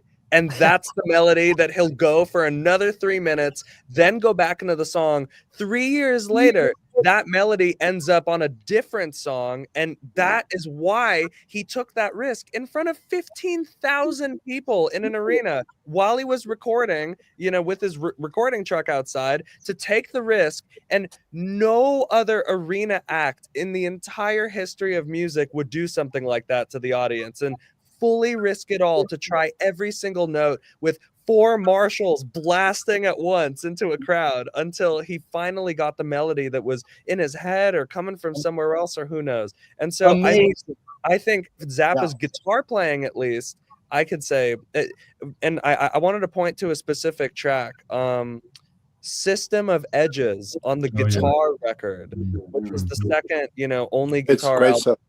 Great solo. And it's longer when they did it, and it's one where there's less mics recording the concert, so you really hear him just saying, I'm gonna figure this out, and then he goes into the tapping and he turns on the wah-wah, and instantly, you know, after the first 3 minutes, he gets it, and then the solo takes an entirely different turn, and it's excellent. So yeah, really good, Zach. Yeah, that's amazing. Guitar playing is the risk. Amazing, really specific, articulate, and concise. That was beautiful. But there's one thing that evoked in me is Sonny Rollins keeps playing when his concert's done in the back room, in the dressing room, and his band members go, dude, we're done. He goes, I'm still trying to work things out. Okay, Simon, anything on? Yeah, go ahead. I endorse what Zach was saying. I was going to say something that wouldn't have been as articulate as that about the solos. I think that is the big moment. It's not risk. That is the whole thing is set up for that. I think for him, it's you know, because in the rest of it, the written stuff. I mean, the rehearsals. I mean, who rehearses bands for 3 or 4 months, 8 hours a day before going on stage? Hardly anybody. And so that there was not much risk in that, in the sense that it was very, very ordered and it had to be exactly the way he wanted it to be. But then once the moment comes, then he can just take the risk. And I don't know if it's a risk even. I think it's just playing how he feels in that moment, obviously within the pocket of a given groove. I mean, even Systems of Ages, I mean, isn't that an outtake from Inca Roads? That's that's an Inca Roads one, I believe. I mean, that was obviously a productive pocket for him. There's so many really great solos come out of that. But so he sort of kind of knows what he's feeling for, but he reaches it in different ways, and he's not playing just a fixed thing, and that's either scary or liberating depending how you look at it. And one of you will probably remember who said this to him, or he said to him, somebody was talking about that, and somebody said, but what if you play a wrong note on stage? And he goes, it's your concert. It's not a wrong note. If you played it, then, you know, it's not wrong. So well, that's back Thelonious Monk, Simon, said there are no wrong notes. And when I asked Keneally, when I asked Keneally to respond on that, and he goes, "Yeah, there's no wrong notes for Thelonious Monk." But let's put Patrick and Lewis on hold on the wrist thing, because Simon, could I do that, please? Because I want to get Simon on the next topic, then we'll go back to you. Is that all right, Lewis, or you got to go? Go ahead. Sure. No, I'm fine. Okay, so here's the next one, Simon. We try to squeeze it in before you leave. Moon saw some. This is her Newsweek article. It's very well written. She says she saw some graffiti in the valley, and it said, "Cults are not always bad." That's a cool little bumper sticker. Now, no, not all cults are bad. Right. So Mallarmé, great symbolist poet, now said music announces itself, the ultimate human cult. That's what music is. So it's sort of like a follow-up, like the great symbolist. So here's what, are we a cult in a way? And is that bad?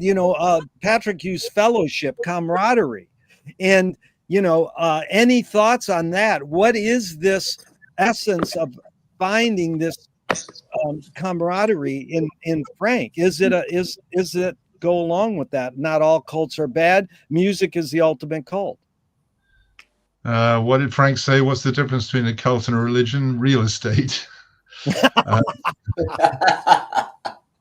I don't think this is a cult, though. I don't think this is a cult. It doesn't. Maybe I'm captured by it, so I can't see it. But I don't see that there are any rituals that I'm following or any rules that I have to. In fact, quite the reverse. This seems to me to be a completely free exercise in deconstructing my mind, which is really what the whole thing to me is all about. It's about kind of becoming as conscious as possible of all the traps that you can fall into, and that's what I think Frank does through his music, both musically and lyrically.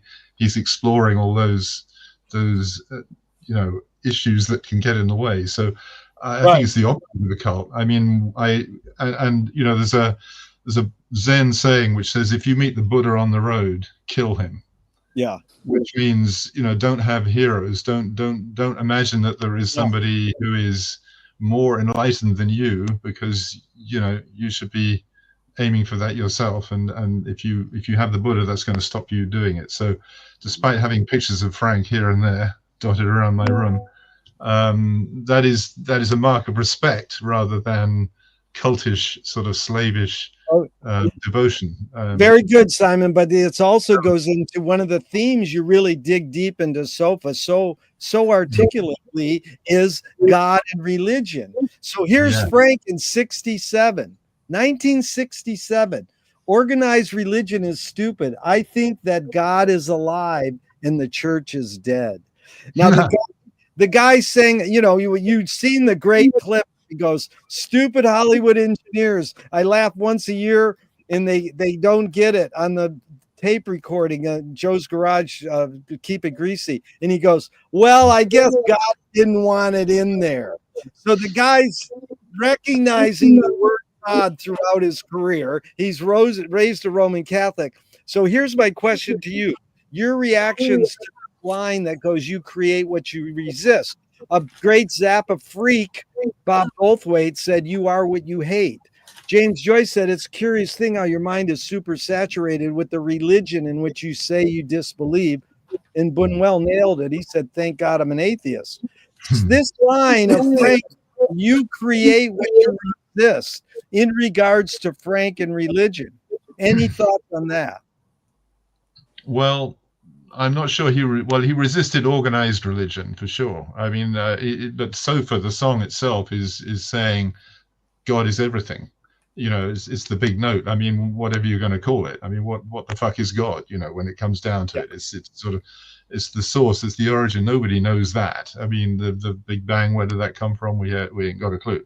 Could be God, whatever you want to call it. But it's a question of whether you become fixated on a particular manifestation of that, and then start believing that it has to be this way, and you have to pray 5 times a day facing Mecca or whatever it is that you feel you have to do. That's where the problem is. So if you resist that,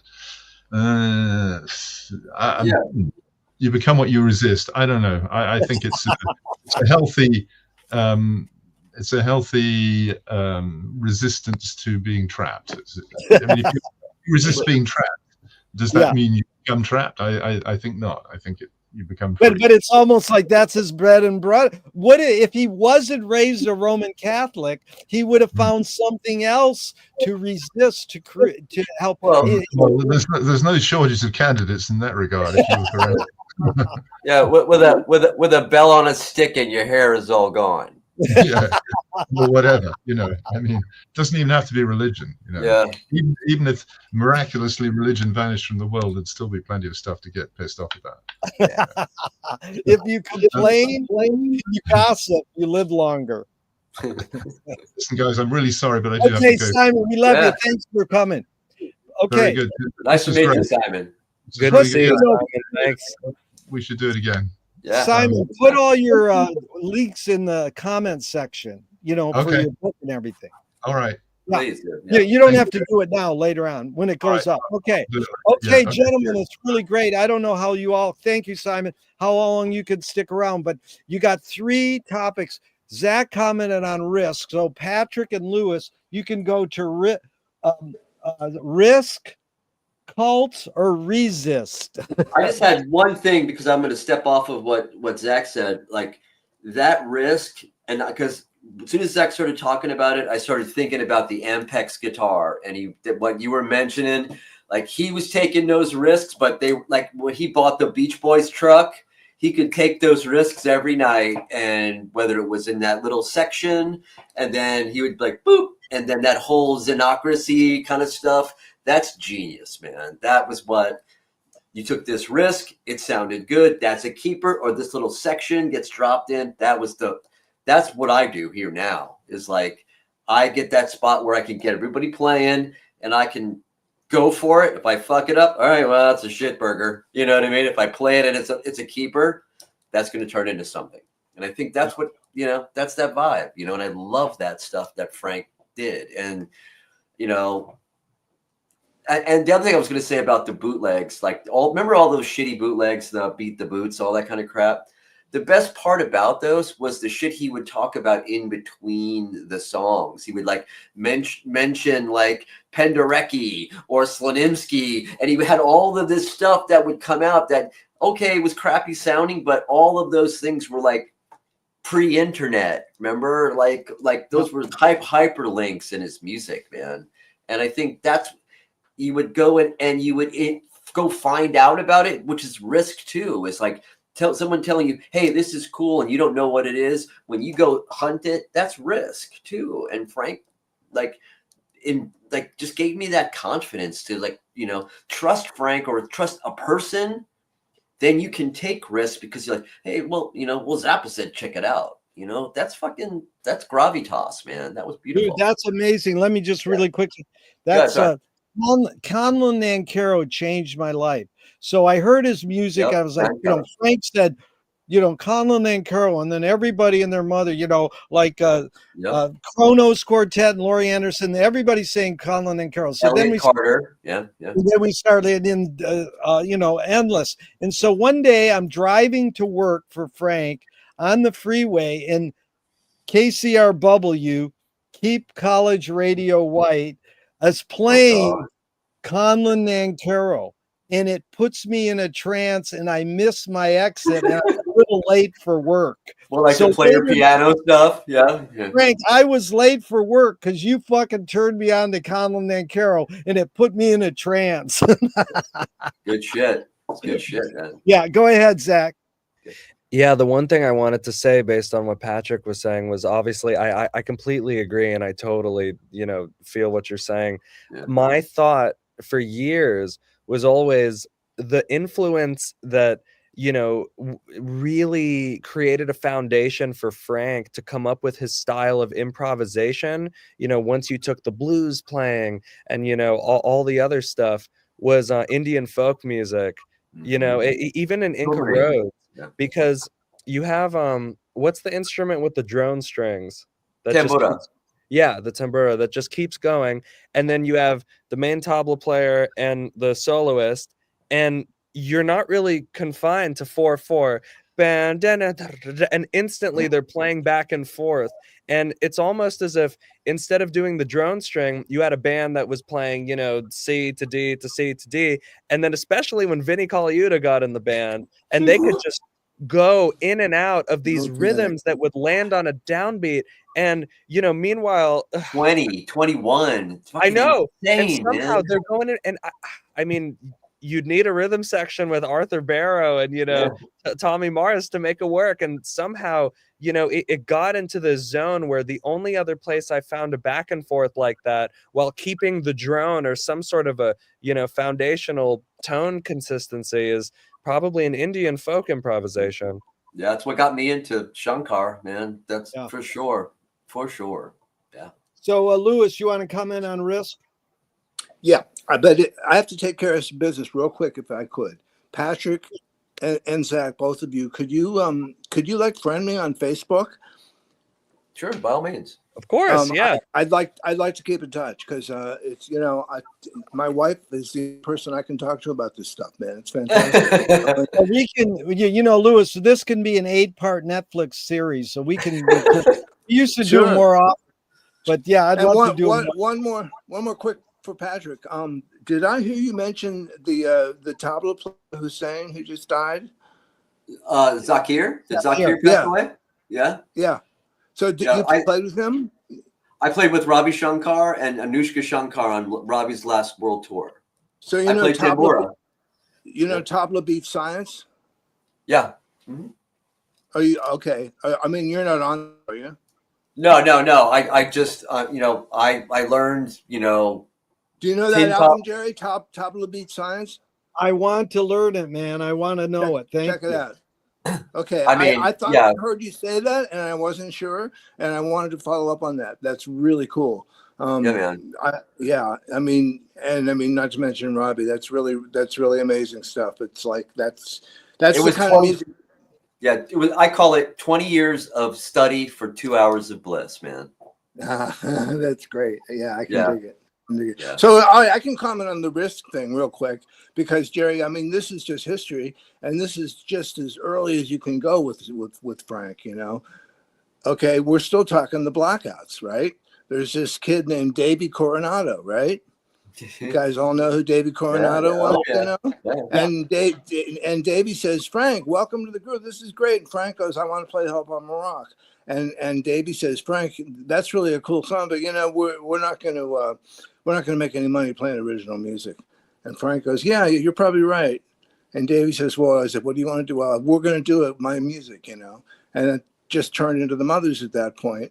And Davey says, like, okay, well, you're not going to make any money. I'm out of here. I'll see you later.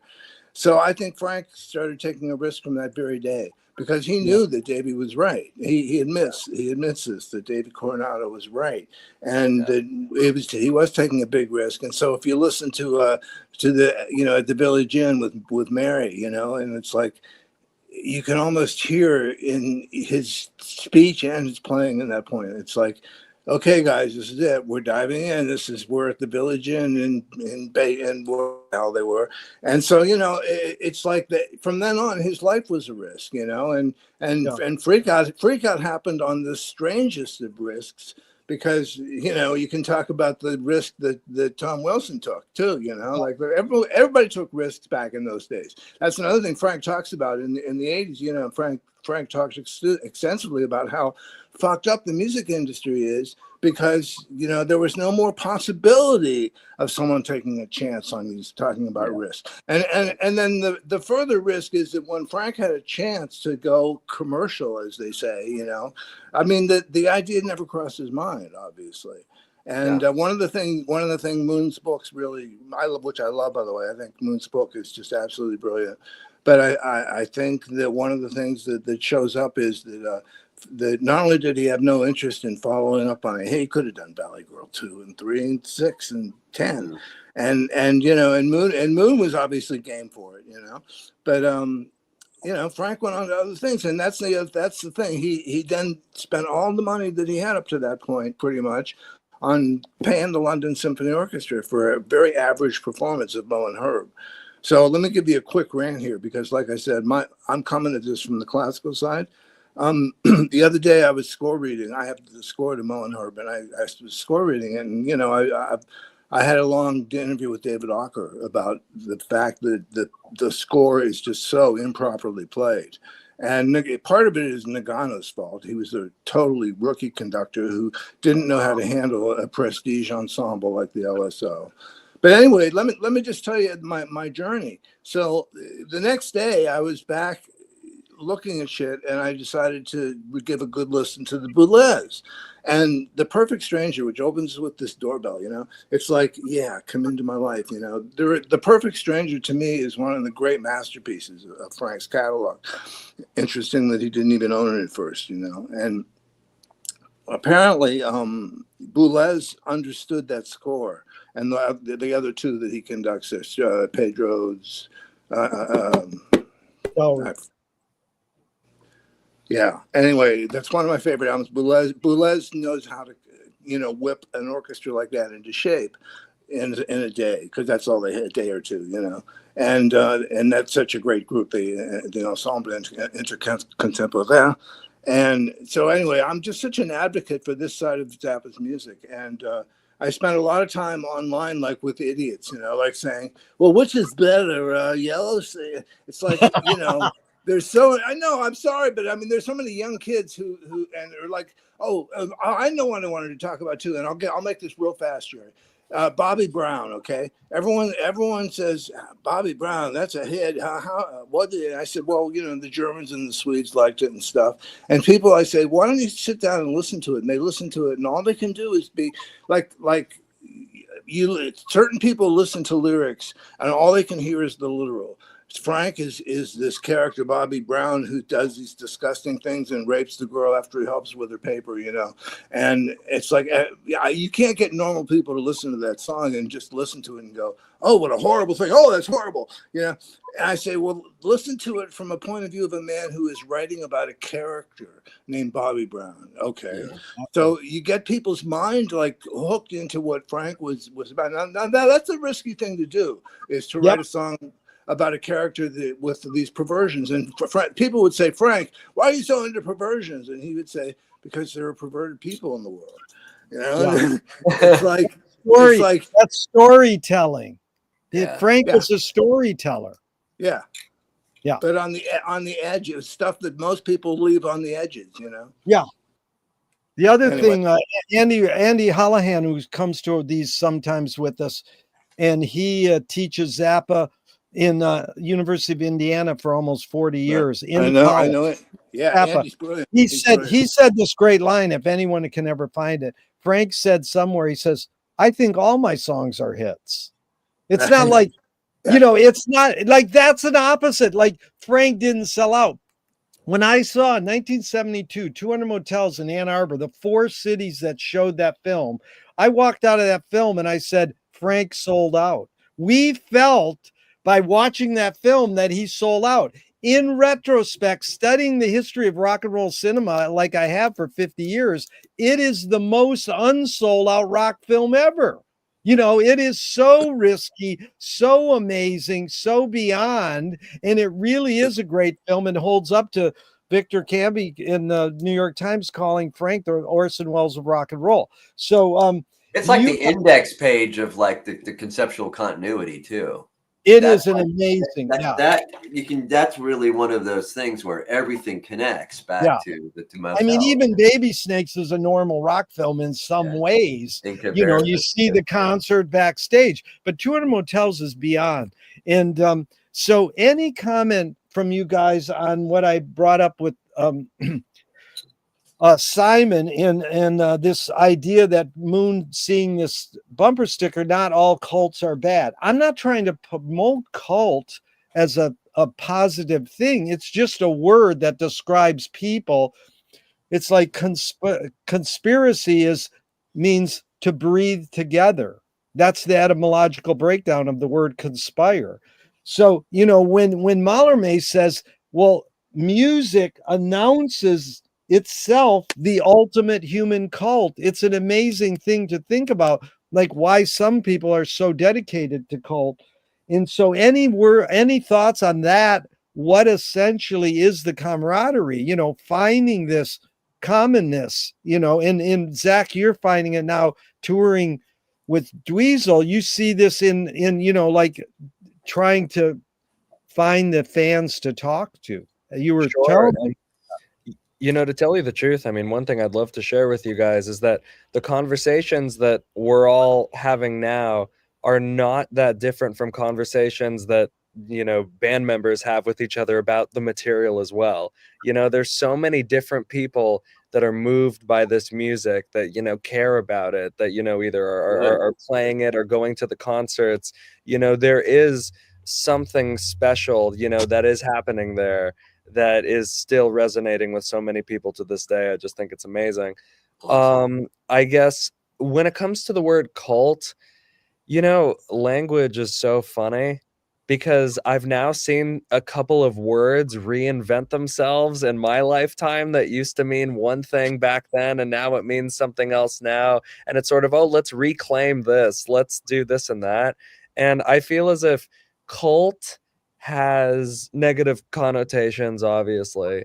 And if whenever I get into a discourse with somebody about, no, it's not bad, they usually just end up describing group activities, which is not an issue at all. You know, I think doing things as a group, or having a weekly lunch, or, you know, just wearing a color on one day, I mean, you can do fun things. I don't know why there would be a desire to, let's reclaim this word with, you know, bad connotations just for fun.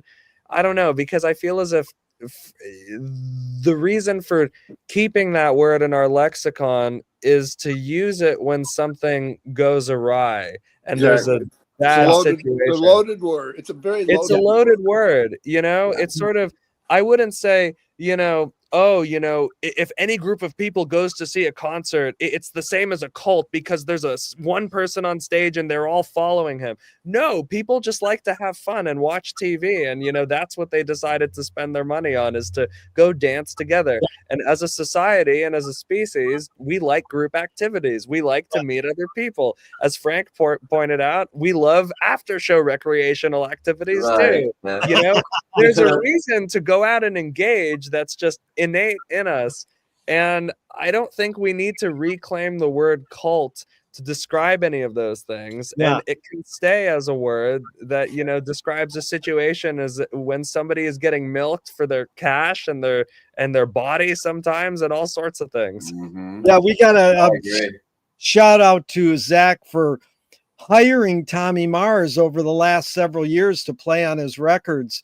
And we in Venice, I can ride my bike and run into Tommy while watching the sunset, you know, in often. And one time he just went into this whole thing of him and Vinny went out, and then Frank came out with them after the concert, and, you know, all these stories that are part of the folklore of what was happening, you know, in this creative process. He wasn't just you know, in the hotel room writing music like that great scene in 200 Motels.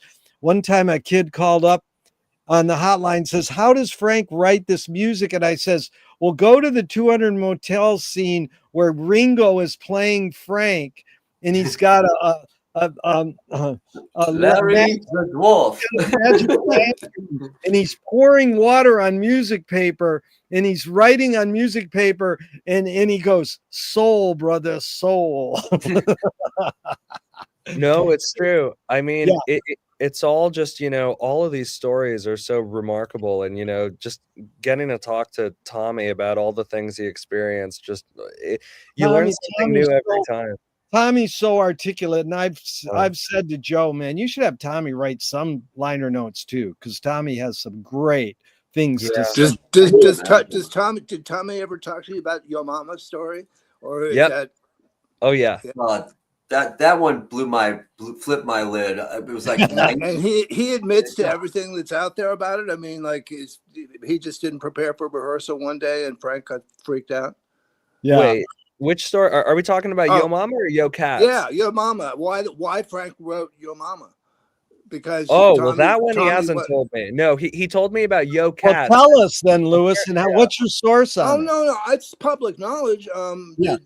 Frank wrote your mama about Tommy because Tommy was supposed to be the Meister that one day, and he didn't follow through and didn't learn the proper tune. Frank came in at the last hour. They weren't prepared, and Frank just freaked out and wrote your mama about you should go back to Managua. You know, maybe your mama could cook for you. That's all public knowledge as far as I know. I mean, if I'm making anything up, like let me know. But I mean, I think this is all public knowledge. But what I don't know is okay. That's what I was wondering because I'm sure it's a sore subject if Frank, because if Frank wrote it, he only wrote it, but Tommy had to sing it with him, and you know, and it's such a masterpiece too. That's the other thing. It's The thing is, Tommy's pretty sane. Tommy's pretty sane and articulate about telling these stories. He has his own way, so you know. It's all about this. Whose story is it? You know, because so like Sunra says, it's not.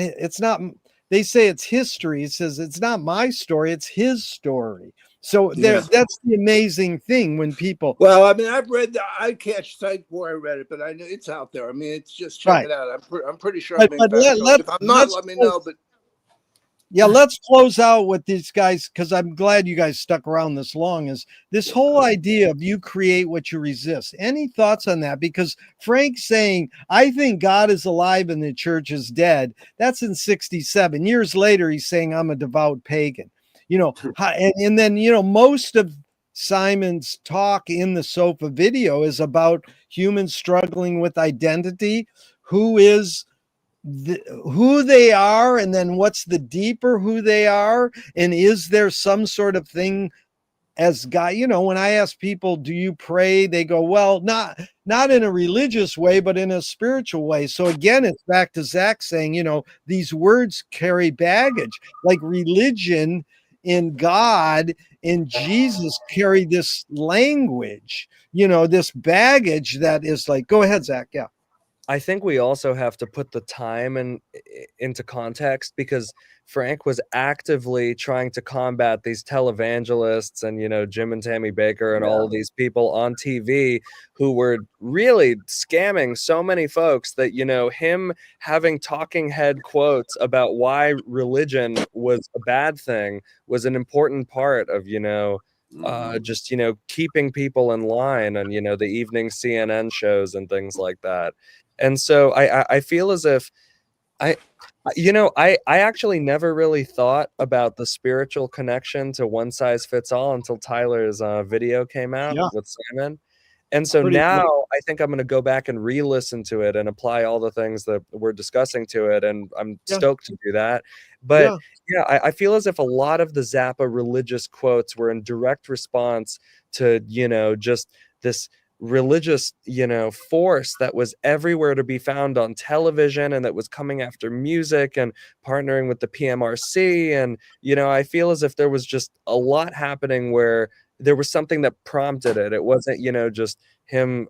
Well, I don't know. I mean, maybe these are the things that he was pondering in the wee hours of the morning when they were tweaking the synclavier. So it's funny you say that because that's, you know, we are a vehicle. Often people who are creating our vehicles for whatever environment is dominant. And that's when it became this huge issue. But Frank was, you know, kind of a devout a Catholic until, you know, his teen years. So that you can't just abandon that. It's not just going to go away. It's going to stick with you. Because Louis Buñuel did the same thing. It's all about religion in all his movies, but is he really dissing it, or is he saying I have to satirize it in order to figure out how I'm going to deal with it? So yeah, Patrick and Lewis, any comments on the you create what you resist? You know, just to lock onto what you were just talking about, it comes down to Pascal's wager. Yeah. Right. Everyone knows what that is, Pascal's wager. You know, if you're going to bet that there's a God out there, or if you're going to bet against that, you know, you know why you might as well do it for it, because then the odds are, if it turns out to be that way, then you bet right and you'll be welcomed with open arms. And if you bet wrong, you were a scientist and you're condemned to inferno. Now, it's really just funny because I don't think Frank was particularly religious. There's so many lines in his songs. Moses, Isaac, and Abraham, they're all a waste of time. And it's your ass that's on the line. And, you're not only not number one, but you're not even number two. One of my favorite lines. That is good. And no, I mean, really, the not anti-religious, but it's just the atheistic tone is from the beginning, I think. And I don't think Frank was ever particularly religious. I think, I think he probably might have the typical kind of Catholic guilt that the little Italian boys grow up with sometimes, if you know what I mean. Well, just watch a Fellini film, if you want to get an education on that. Fellini. But that's amazing because Fellini says, I need an enemy. So, Patrick, you're a good example of this. You raised Roman Catholic? Oh, yeah. Oh, yeah. And then so you went over to Zen, much like Frank. Did you know Frank went over to Zen and that influenced you, or you did it on your own? The way that I gleaned it was from Baby Snakes and what he had Bruce put in the claymation. What are you saying specifically? The concepts of how community evolves in the journey and how everything turns from one thing into another thing is so incredibly Zen. That's why he connected so much with Bruce, because those animations are just everything turns into something else. Right. And what it did was it revealed this kind of, I had this epiphany, and then you see, Smothers, and you're like, wait a minute, this guy's a Zen dude. And I called you on the phone about it. We talked about it in 1986, and you picked up the telephone. No kidding. And Bruce was camping in my backyard at one point. and I was like, back then, I was, out there a little bit too, and a little bit of this and that and the other thing, but I was looking for that, and Zappa like kind of redirected me into, just like Baba and just like Groucho, where you can find it with music. You don't need chemical maybe a couple of quarts of beer every once in a while, but you don't need that to find it, because if you can get those harmonics and that kind of that flavor, you can create your own universes, and that's the joy and the beauty.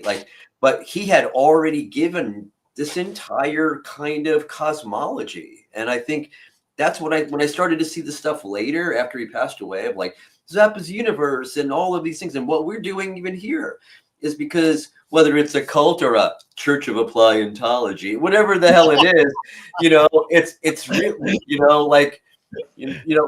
I remember telling somebody like we were talking about something, and it was raining, and I said NERPs for moisture, and they got the joke. Definitely a cult. Definitely a cult. There you go. That's a good NERPs for moisture. But then that connects it to, like, if you're raised Roman Catholic, you're definitely going to investigate sadomasochism at some point. As what was the guy? What was the guy that said? What was the guy from the '80s? God, he was the driver. God, Al Malkin. Oh my God! Right? And he'd say like masochism or kid, whatever he would say. It's like anyway. But he was like, and that's why he indulged all that stuff, at the Mud Club and all of those things, to work the wall and work the pipe and work the wall some more, because you're going to keep looking for it, because it's about freeing yourself from that guilty abuse. And if you can, you can like exercise it through, sex or whatever the hell it is, there's a freedom in that. And now we're back to Frank fucking Zappa, man. That's why it's so fucking great. 50 years later. That was really well. That was almost like concluding benediction. Zach, what do you got? Zach, go ahead. the one thing I wanted to say in response, and it's kind of a question to everyone. Have you guys seen that interview towards the end of Zappa's life where he has the white beard and he says, you know, I don't care if I'm you know, remembered. Oh And yeah, if we're gonna talk about Zappa embracing the Zen, I would say that I go back to that interview maybe once a year, and it hits me so hard because it feels as if you know, he was ready to move on, not to death, but to the next stage of his life. yeah. In that moment, he is conveying it on TV news kind of perfectly. And so I guess I'm asking y'all, do you think that that was just him being TV ready and that's how he wanted to convey himself? Or is this Zappa coming to terms with the afterlife and understanding that, yes, I'm done with this body, I'm moving on, this is, you know, and I'm showing you all this right now in a very candid moment? It's a heavy question, dude, because I cannot. Whenever that thumbnail comes up, I just creep out. I can't watch it. I can't. But now I will. Now I will rewatch it, knowing how you do that. But go ahead, Lewis. What were you going to say? No, I was going to say, I think Moon's book, Moon's latest book gives us the biggest clue to what his thinking might have been during that time, because obviously it was, you know, his face to the camera in the few interviews that he did is as stoic as can be. Yeah. But you know, death is approaching, and the thing is, I think that I don't know. I mean, I think I share. I have no idea what Frank really thought. I only spent 6 hours with him, right? But all I know, he was very serious, you know, and he was like very serious in an intellectual way that surpasses like, what did you have for breakfast this morning, you know? And I felt a kindred like spirit in that, because that's me. Like, I'm not interested in small talk for the most part, and this is the kind of stimulating shit for 2 hours. It makes me like actually literally high. Okay, you know, that's what I mean. Yeah, that's it. Yeah. Do Zoom service. Yeah, we got to do this more often, because I love it. You know, and it's like, we'll do it. We'll do it. The thing about Zappa is there are people like me who are absolutely hooked on the classical part, and I love all the other stuff. For instance, like I said, I've just been devouring this apostrophe box, which is filled with like live performances from Dayton, and you know, little studio tidbits that just are precious and wonderful. You know, anyone that appreciates his music is going to enjoy like all those extras, and so I don't miss a release just because I'm a completist, and it's like a disease, you know. But yeah, now see, now that Simon's gone, Patrick's calling us a cult. You're calling us disease. This is all the well, no, I'm saying me. I'm saying no, I know. I mean, hey, disease. Yeah. It's like everything. And I got those you know, really cool fragrances that the Beatles get off on too, Gerry. Yeah. So you know, I'm just saying I'm an obsessive collector just in general. But as far as Zappa goes, you know, like I wouldn't miss a release even if it was like, you know, unless I was like totally poverty stricken. But the only thing I buy these days is just, you know, a new Zappa release and new Criterion release. Yeah, new Criterions. Okay, Patrick, any closing comments from you? Nice to meet you guys. God bless. Yeah. Yes. Okay, let me read these, and you might have a few other lines. This is so Frank. One of my questions on my podcast is, can you forget to die? People freak out when they go, what do you mean, metaphorically or literally? Yeah, what I want to hear them say is, yes, I can forget to die. But most people go, no, I can't forget to die. Or do you mean, can I forget that I'm going to die? So there's a lot in that package, in that question. And I always say, well, Frank forgot to die. He didn't die. Frank didn't die. He lives on in so many ways in our lives. And Frank used comedy as a way of seeing and hearing the paradoxical exuberance of being through music. The big note, music is the best. One of my favorite lines, you don't want to know what's behind my eyes. That is such a heavy line, because T.S. Eliot said poetry is outing your inner dialogue. So behind your eyes is your inner dialogue. And Frank said in that same CBN, Ann Arbor, Michigan, 67, he says, do you write poetry? And Frank said, My songs are poetry. So there he is saying, I'm a poet. I'm getting what's in behind my eyes out. And here's the other token of his extreme line. Some people think if they go too far, they'll never get back to where the rest of them are. I might be crazy. So there's that thing again. Now he's saying, I might be crazy, but there's one thing I know. You might be surprised at what you find when you go. Yeah, he's saying it right there. You might be surprised, which, Bob asked Bob asked a medium once to talk to Frank from the grave. It sounds kooky. Okay, you don't have to believe it or not. But what was the question he asked Frank? So he's talking to Frank from the grave, supposedly. He says, so what does Varese think of your music? So you can see Frank's walking down the hall in heaven, and he finds Edgar Varese's door. He knocks on it. He goes, Edgar, we finally can meet. So he goes, what did you think of my music? So Edgar Varese practically has three choices. Dude, you fucking ripped me off. Get out of here. 2, hey, it was okay, Frank. Or 3, Frank, sit down. Let's talk. You cloned me perfectly, dude.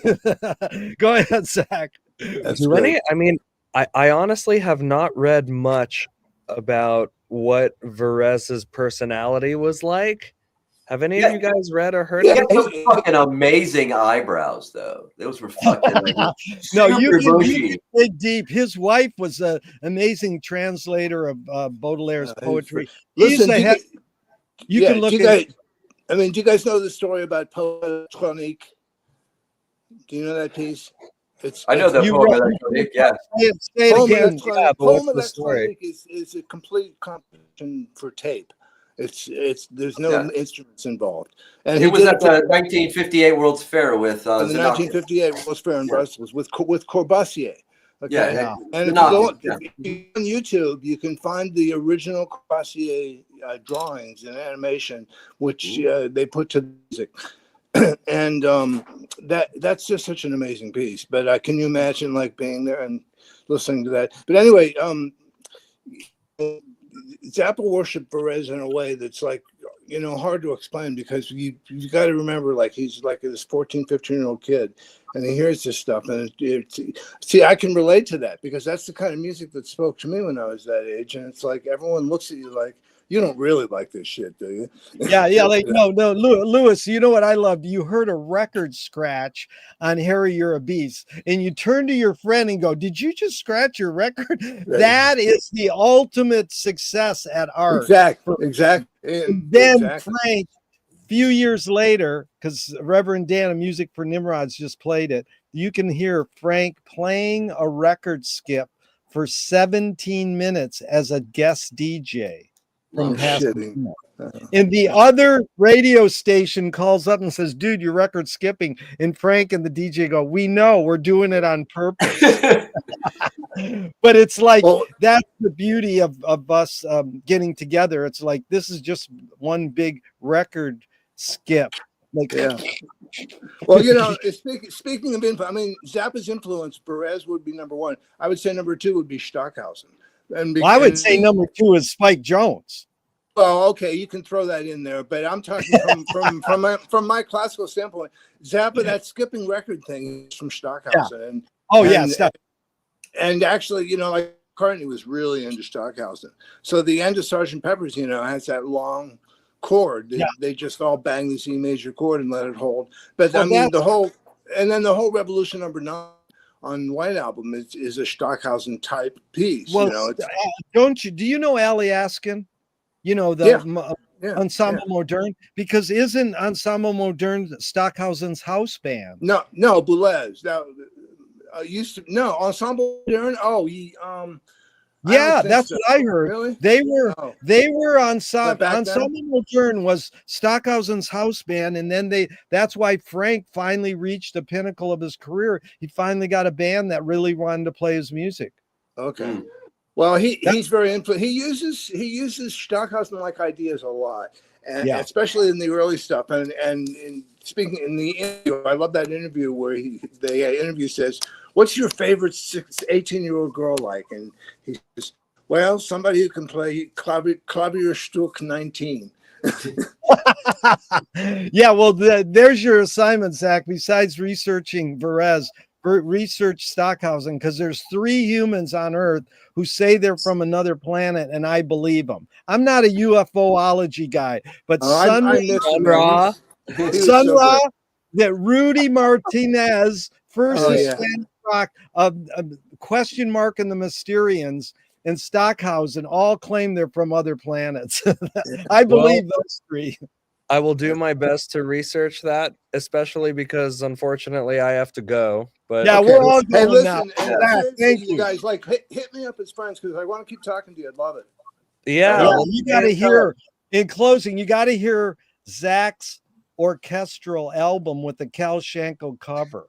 It's right on. It's really, really good.